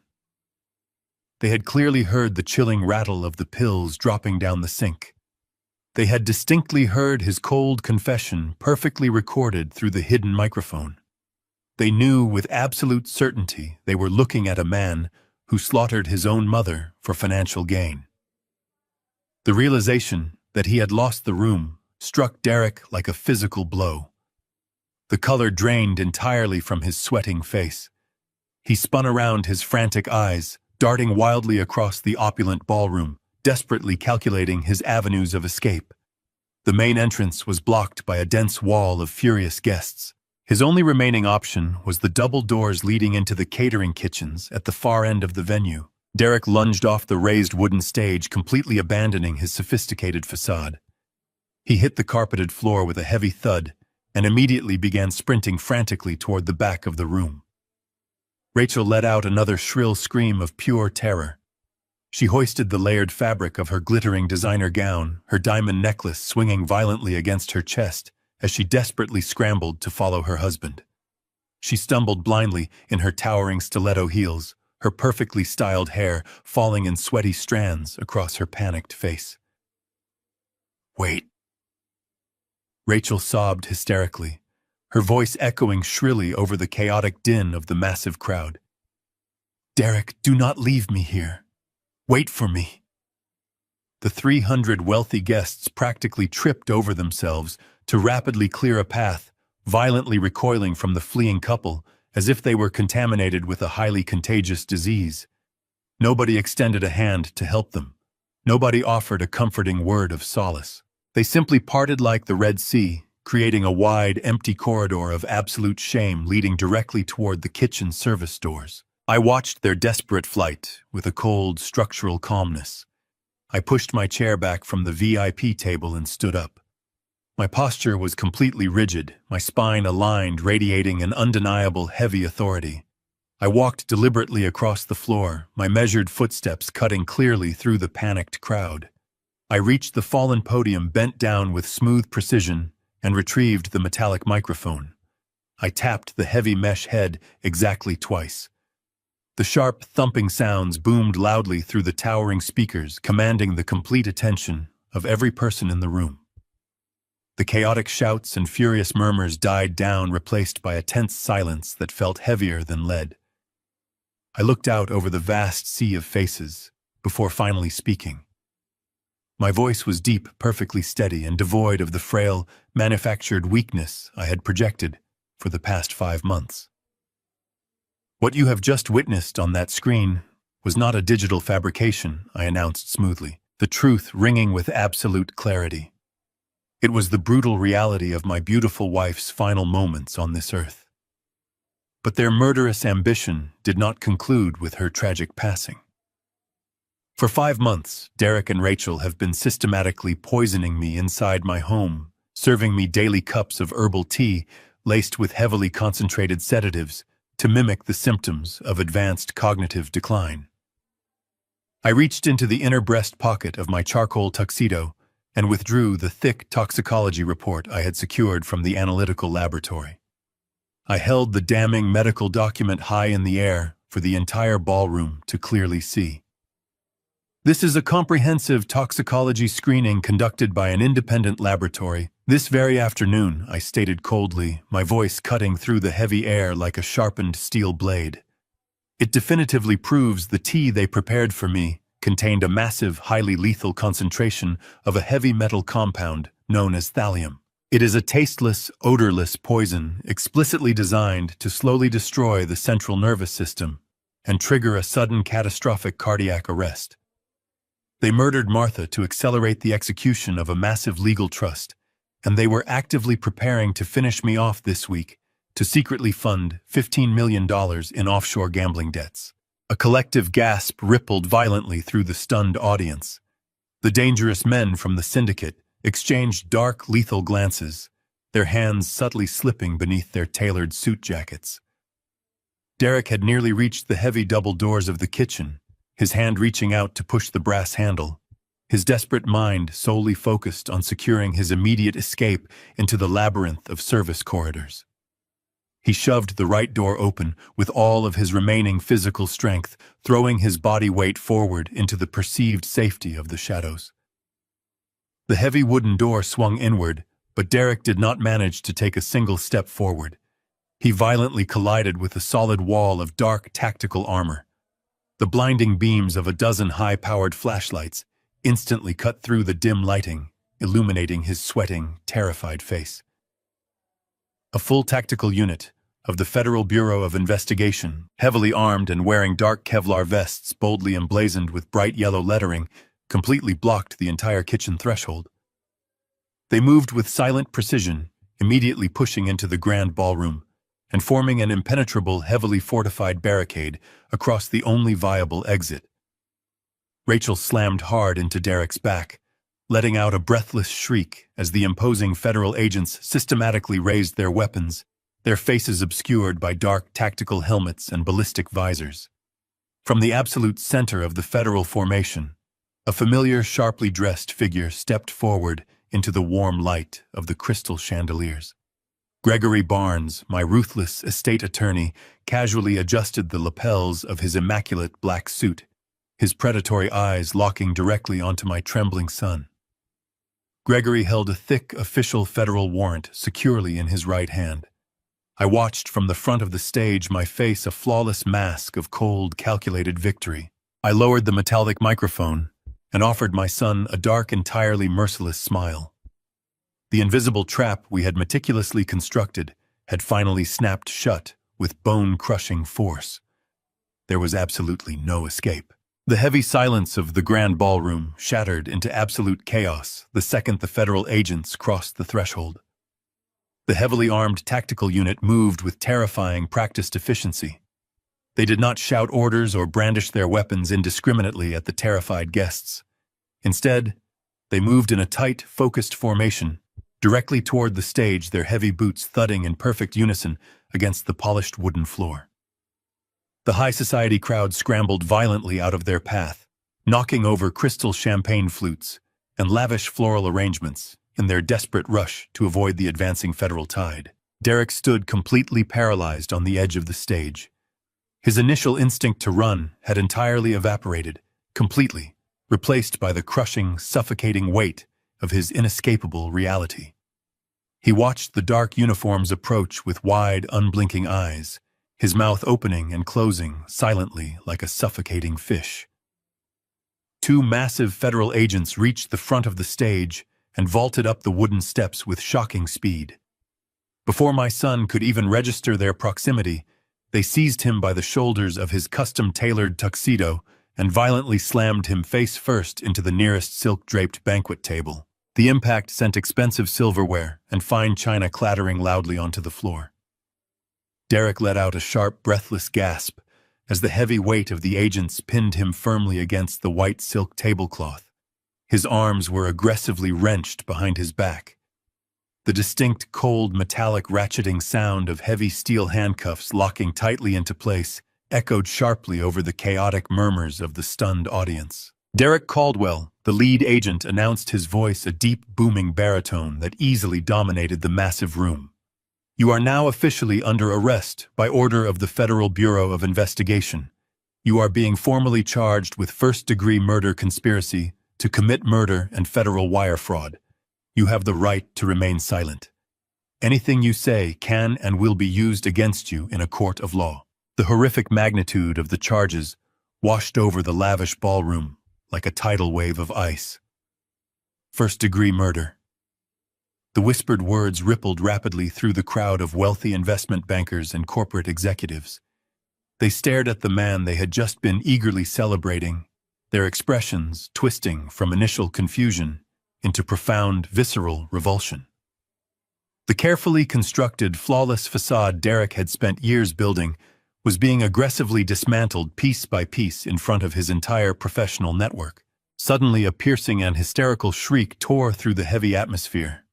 Rachel had managed to scramble away from the tactical unit, blocking the kitchen doors, but her escape was incredibly short-lived.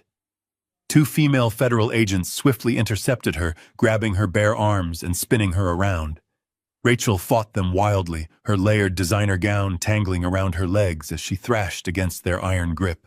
"I did not do anything," Rachel screamed, her voice cracking with raw, unadulterated panic. Her perfectly styled hair fell in messy, sweaty strands across her face, completely ruining her immaculate, aristocratic image. She twisted her neck frantically, locking her terrified eyes onto Derek, who was still pinned forcefully against the banquet table. "It was all his idea," she wailed, pointing a trembling finger directly at her own husband. "He forced me to do it. He told me he would leave me with absolutely nothing if I did not help him with the medication. He is a monster. He is a degenerate gambling addict. You have to believe me. I am a victim here. Her desperate, pathetic betrayal was instantaneous and absolute. The moment her own freedom was directly threatened, she eagerly threw the man she supposedly loved directly to the wolves. Derek turned his head slightly against the crushed silk tablecloth, staring at his screaming wife with an expression of sheer, shattered disbelief. The federal agents completely ignored her hysterical performance. They efficiently forced her arms behind her back, slapping a matching pair of steel handcuffs onto her delicate wrists. She continued to sob loudly, her fake tears completely replaced by the genuine, ugly weeping of a cornered criminal realizing her lavish life of stolen luxury was permanently over. As the agents secured the prisoners, Gregory Barnes stepped calmly onto the wooden stage. My veteran attorney moved with the slow, deliberate grace of a seasoned predator circling a captured prey. He smoothly retrieved the discarded metallic microphone from the floor, dusted off the mesh head, and turned to face the captivated, horrified audience. Gregory's sharp gaze slowly swept across the room, deliberately lingering on the dark, quiet table occupied by the dangerous men representing the underground syndicate. "Ladies and gentlemen," Gregory announced, his deep voice projecting a cold, unwavering authority. "I apologize for the abrupt interruption of this evening's festivities. However, it is imperative to clarify the precise nature of the events unfolding before you. The $5 million wire transfer executed earlier today by Mr. Derek Caldwell was not a brilliant corporate investment. It was a highly orchestrated, carefully monitored federal sting operation." Gregory paused, letting the devastating truth fully sink into the minds of the audience. The specific account Mr. Caldwell accessed was a restricted federal honeypot. Gregory continued, his words striking like physical blows. By intentionally routing those funds to unverified offshore entities in a desperate attempt to cover his massive illegal gambling debts, he provided the Federal Bureau of Investigation with the exact digital blueprints of his illicit financial network. As of this exact moment, every single offshore account associated with that fraudulent transfer has been completely frozen and seized by international authorities. I watched the syndicate men at the adjacent table closely. Their cold, calculating eyes widened slightly in sudden, horrific realization. Their posture instantly shifted from relaxed arrogance to tense, dangerous panic. They realized Derek had not only failed to pay them their $15 million, but he had actively led a massive federal task force directly to their hidden financial infrastructure. They had lost their money, and their entire covert operation was now hopelessly compromised. Their gaze locked onto Derek, radiating an invisible, lethal promise of future violence. Gregory lowered the microphone, signaling the tactical unit to proceed. The lead agent hauled Derek roughly to his feet, gripping the back of his collar. They began to march him across the grand ballroom, forcing him to walk the long, humiliating path toward the main exit. The crowd parted silently, refusing to make eye contact with the disgraced murderer. As they forcefully dragged Derek past my VIP table, his legs suddenly gave out beneath him. The overwhelming terror of his situation completely broke his spirit. He fell heavily to his knees on the thick carpet, dragging the federal agents down slightly with his weight. He looked up at me, his face slick with genuine, terrified tears. The arrogant, untouchable investment banker was gone, completely replaced by a broken, sobbing coward. He realized that his entire life was now officially over, ruined forever. He opened his trembling mouth and begged me for a mercy he never gave Martha. "Dad, please, the syndicate will kill me in prison. You have to save me. I am your son." I looked down at the pathetic man kneeling on the thick carpet. He trembled violently, his custom tuxedo ruined by the reality of his arrest. The tears streaming down his face were not shed out of remorse for the mother he murdered, nor out of guilt for the pain he inflicted upon our family. They were the terrified tears of a cornered narcissist, realizing he was nothing more than prey. He begged me to save him, his voice cracking desperately, invoking the sacred family bond he had gleefully shattered 5 months ago. I stood over him, feeling a profound emptiness. There was no overwhelming surge of triumphant joy in my chest, nor any explosion of rage.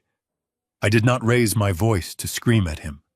I did not ball my hands to strike his face. He was not worth the exertion of my anger.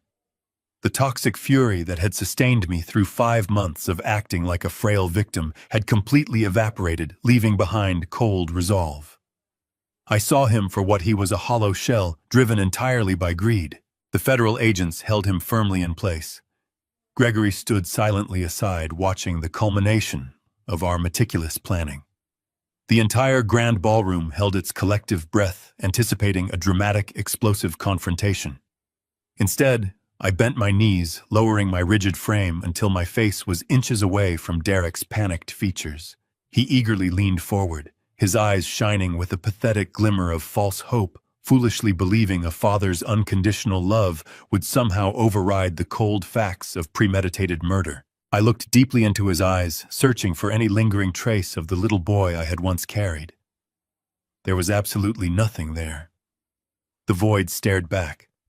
I let out a slow, measured breath, feeling the absolute finality of this moment. "I am just a clueless old man, Derek," I whispered softly, ensuring the chilling words reached only his ears. "I do not know who you are." The desperate hope instantly vanished from his pale face, replaced by uncomprehending horror. His jaw dropped open, but no sound emerged. He finally understood the absolute perfection of the trap. I had used his own arrogant words against him, the exact words he had spoken in his office when he assumed I was too frail and too deeply sedated to notice his lethal ambitions. I smoothly straightened my posture completely, breaking eye contact, and turned my back on the man who had once shared my last name. "No!" Derek suddenly screamed, the sound tearing from his throat with animalistic desperation. "Dad, please, do not walk away. You cannot leave me like this. They will kill me." I ignored his frantic cries entirely. I began to walk toward the main exit of the grand ballroom, my footsteps heavy, measured, and completely unbothered by the chaos unfolding directly behind me. The massive crowd of wealthy guests, corporate executives, and stunned socialites parted silently as I approached, their faces reflecting a mixture of profound shock and unspoken respect. Nobody dared to say a single word. The dangerous men from the syndicate remained frozen at their table, their cold eyes tracking my departure, fully realizing the breathtaking scope of the federal snare that had just decimated their illicit empire. I pushed through the revolving glass doors of the luxury hotel and stepped out into the cool night air. The rain had completely stopped, leaving the dark city streets slick and clean. The bright neon lights of the financial district reflected vividly in the small puddles on the pavement. For the first time in 5 grueling months, I inhaled a deep, unburdened breath. I did not hunch my shoulders. I did not drag my feet. I stood tall, the oppressive weight of my manufactured weakness permanently lifted from my tired bones. Behind me, the muffled sirens of approaching police cruisers began to wail in the distance, a fitting soundtrack to the ultimate destruction of Derek's stolen world. The legal aftermath was incredibly swift and absolutely merciless. The federal prosecutors did not offer any lenient plea deals or quiet settlements. The evidence we had meticulously gathered was simply too overwhelming, too completely undeniable to warrant any form of judicial mercy. The digital confession recorded by Martha's smart glasses, combined with the comprehensive toxicology reports of the poisoned tea and the highly documented financial fraud, formed an ironclad case. Derek and Rachel had anticipated using my massive family trust to hire the most aggressive, expensive defense attorneys in the country. They had fully expected to bury the legal system in endless litigation. However, because Gregory and I had expertly frozen and seized every single one of their financial assets hours before the gala, they were left entirely destitute. They were utterly stripped of the unearned wealth they had callously murdered to obtain. Without my money to fund a sophisticated defense, their high-priced legal representation evaporated overnight. They were completely abandoned by their wealthy social circle, immediately treated as toxic pariahs by the very people who had been toasting their success just days prior. The trial was brief, clinical, and devastating. The prosecution presented the horrific video of Martha's final moments directly to the jury. The absolute cruelty of Rachel pouring the life-saving medication down the kitchen sink, while Derek whispered his murderous intentions, sealed their fate within hours. The jury deliberated for less than a single afternoon. When the final verdict was read, there were no dramatic courtroom outbursts, only the heavy, satisfying strike of the judge's wooden gavel. Derek and Rachel were both handed consecutive life sentences in maximum security federal prison, entirely without the possibility of parole. They would spend the rest of their miserable lives locked inside concrete cells, permanently stripped of their designer clothes, their stolen luxury, and their arrogant freedom. The underground syndicate fared no better. The $5 million wire transfer Derek had executed into my isolated, monitored honeypot account provided the Federal Bureau of Investigation with the exact digital keys needed to instantly unlock the entire criminal network. The tactical units used the meticulously documented transaction logs to systematically track, freeze, and seize dozens of hidden offshore accounts. The dangerous men who had confidently attended the gala to collect their extortion money were aggressively hunted down and arrested within weeks. Their massive violent empire was completely dismantled, their illegal assets permanently seized by the government, effectively neutralizing the immediate threat they posed. Now sitting alone in the quiet warmth of my study, I look at the framed photograph of Martha resting on my mahogany desk. The heavy, suffocating darkness that had clouded my life for the past year has finally begun to recede slowly, replaced by a quiet, enduring peace. The house is silent, but it no longer feels entirely empty. I honored her beautiful memory in the only way that truly mattered. I protected the legacy we built together, ensuring the monsters who stole her faced the absolute maximum penalty for their crimes. I survived the darkest storm imaginable, emerging stronger and completely unburdened by the shadows of the past. The trap has closed, the board is cleared, and justice cold and absolute has finally been served. 6 months passed with the swift, unrelenting momentum of a world that had finally righted its axis. The oppressive winter had completely surrendered to a bright, vibrant spring, reflecting the profound shift within my own existence. I stood quietly beneath the brilliant morning sun, my head tilted back as I looked up at the sleek, towering glass facade of the newly expanded Chicago Medical Center. The crisp, cool wind gently rustled the lapels of my dark suit, but I felt absolutely no chill. I felt only a deep, radiating warmth anchoring my soul to the ground. Today was the culmination of everything I had fought to protect. A small, respectful crowd of hospital administrators, leading cardiovascular surgeons, and dedicated medical staff gathered around a polished marble podium near the main entrance. A wide silk ribbon of deep crimson stretched across the gleaming automatic doors. To my immediate right stood Gregory, my steadfast attorney, holding a leather folio containing the final trust documents. We had successfully liquidated the massive $40 million family fund, permanently removing it from the greedy, blood-stained reach of my disgraced son. Every single cent of that immense fortune had been meticulously redirected into this massive philanthropic endeavor. The hospital director stepped forward and adjusted the microphone. He spoke passionately about the countless lives this state-of-the-art facility would save, detailing the advanced surgical theaters and the groundbreaking research laboratories that were now fully operational. He spoke of the unparalleled generosity that made this ambitious vision a tangible reality. But as the applause respectfully rippled through the gathering, my attention was not focused on the accolades. My eyes were completely locked onto the heavy bronze plaque securely bolted into the polished granite wall beside the entrance. The Martha Caldwell Cardiology Wing. The golden letters gleamed perfectly in the morning light. I reached out and gently traced the engraved outline of my beautiful wife's name. A profound, overwhelming sense of completion washed through my entire being. Martha had suffered terribly in her final moments, betrayed by the very people she had nurtured and loved. Her failing heart had been callously ignored for the sake of a monstrous inheritance. Now her enduring name would forever be associated with healing, with vital medical intervention, and with the preservation of human life.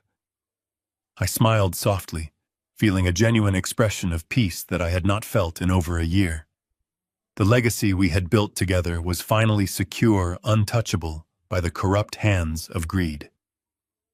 I picked up the golden scissors handed to me by the director and sliced cleanly through the crimson ribbon. The crowd erupted into genuine, heartfelt applause. The wing was officially open. The dark shadow of Derek's terrible crime was permanently eclipsed by this monument of enduring light. After the brief reception, I politely declined Gregory's offer for a ride and chose to walk the 2 miles back to my estate. The physical exertion felt incredibly good. My legs, which I had forced to drag and shuffle for 5 agonizing months, moved with long, powerful, and deliberate strides. My spine remained perfectly straight. My breathing was deep and rhythmic, drawing in the clean, unpolluted air of the city. The physical weakness I had so carefully feigned was entirely gone, replaced by a robust, undeniable vitality that defied my age. I turned down my quiet, tree-lined street, the familiar silhouette of my large stone house coming into view. When I unlocked the heavy oak front door and stepped into the grand foyer, the immediate silence of the empty house greeted me. But it was no longer the suffocating, tense silence of a home harboring dangerous predators. It was a clean, honest, and profoundly comforting quiet. The toxic presence of Derek and Rachel had been completely eradicated from these walls, scrubbed away by the absolute finality of their federal convictions. I walked slowly through the spacious living room, letting my fingertips glide over the polished mahogany furniture. I moved toward the sunlit corner near the floor-to-ceiling windows. The hideous, drooping Boston fern that had served as the secret graveyard for my daily doses of toxic medication was completely gone. I had personally bagged the contaminated soil and thrown the heavy ceramic pot into the municipal dumpster months ago. In its place stood a vibrant, thriving white orchid, its delicate petals blooming beautifully in the natural light. It was Martha's favorite flower, a living testament to her enduring presence in this house. I continued into the kitchen, the very room where Derek had callously watched his mother draw her final breath. The horrific echoes of that day had been systematically replaced by the quiet, mundane rhythms of a restored life. I filled the copper kettle with fresh, filtered water and placed it onto the gas stove. I ignited the burner, watching the bright blue flame flare to life. I opened the wooden pantry and retrieved a simple, unbranded box of chamomile tea. I did not need to inspect the contents. I did not need to secretly pour the liquid into the roots of a dying houseplant. The shrill whistle of the kettle broke the serene silence. I poured the boiling water into a porcelain mug, watching the golden liquid steep perfectly. I picked up the warm mug and took a long, slow sip. It tasted pure, soothing, and absolutely safe. I carried my tea into the master study, sitting down in my heavy leather armchair. I looked out the window at the manicured back lawn, feeling the sharp, unclouded clarity of my own mind.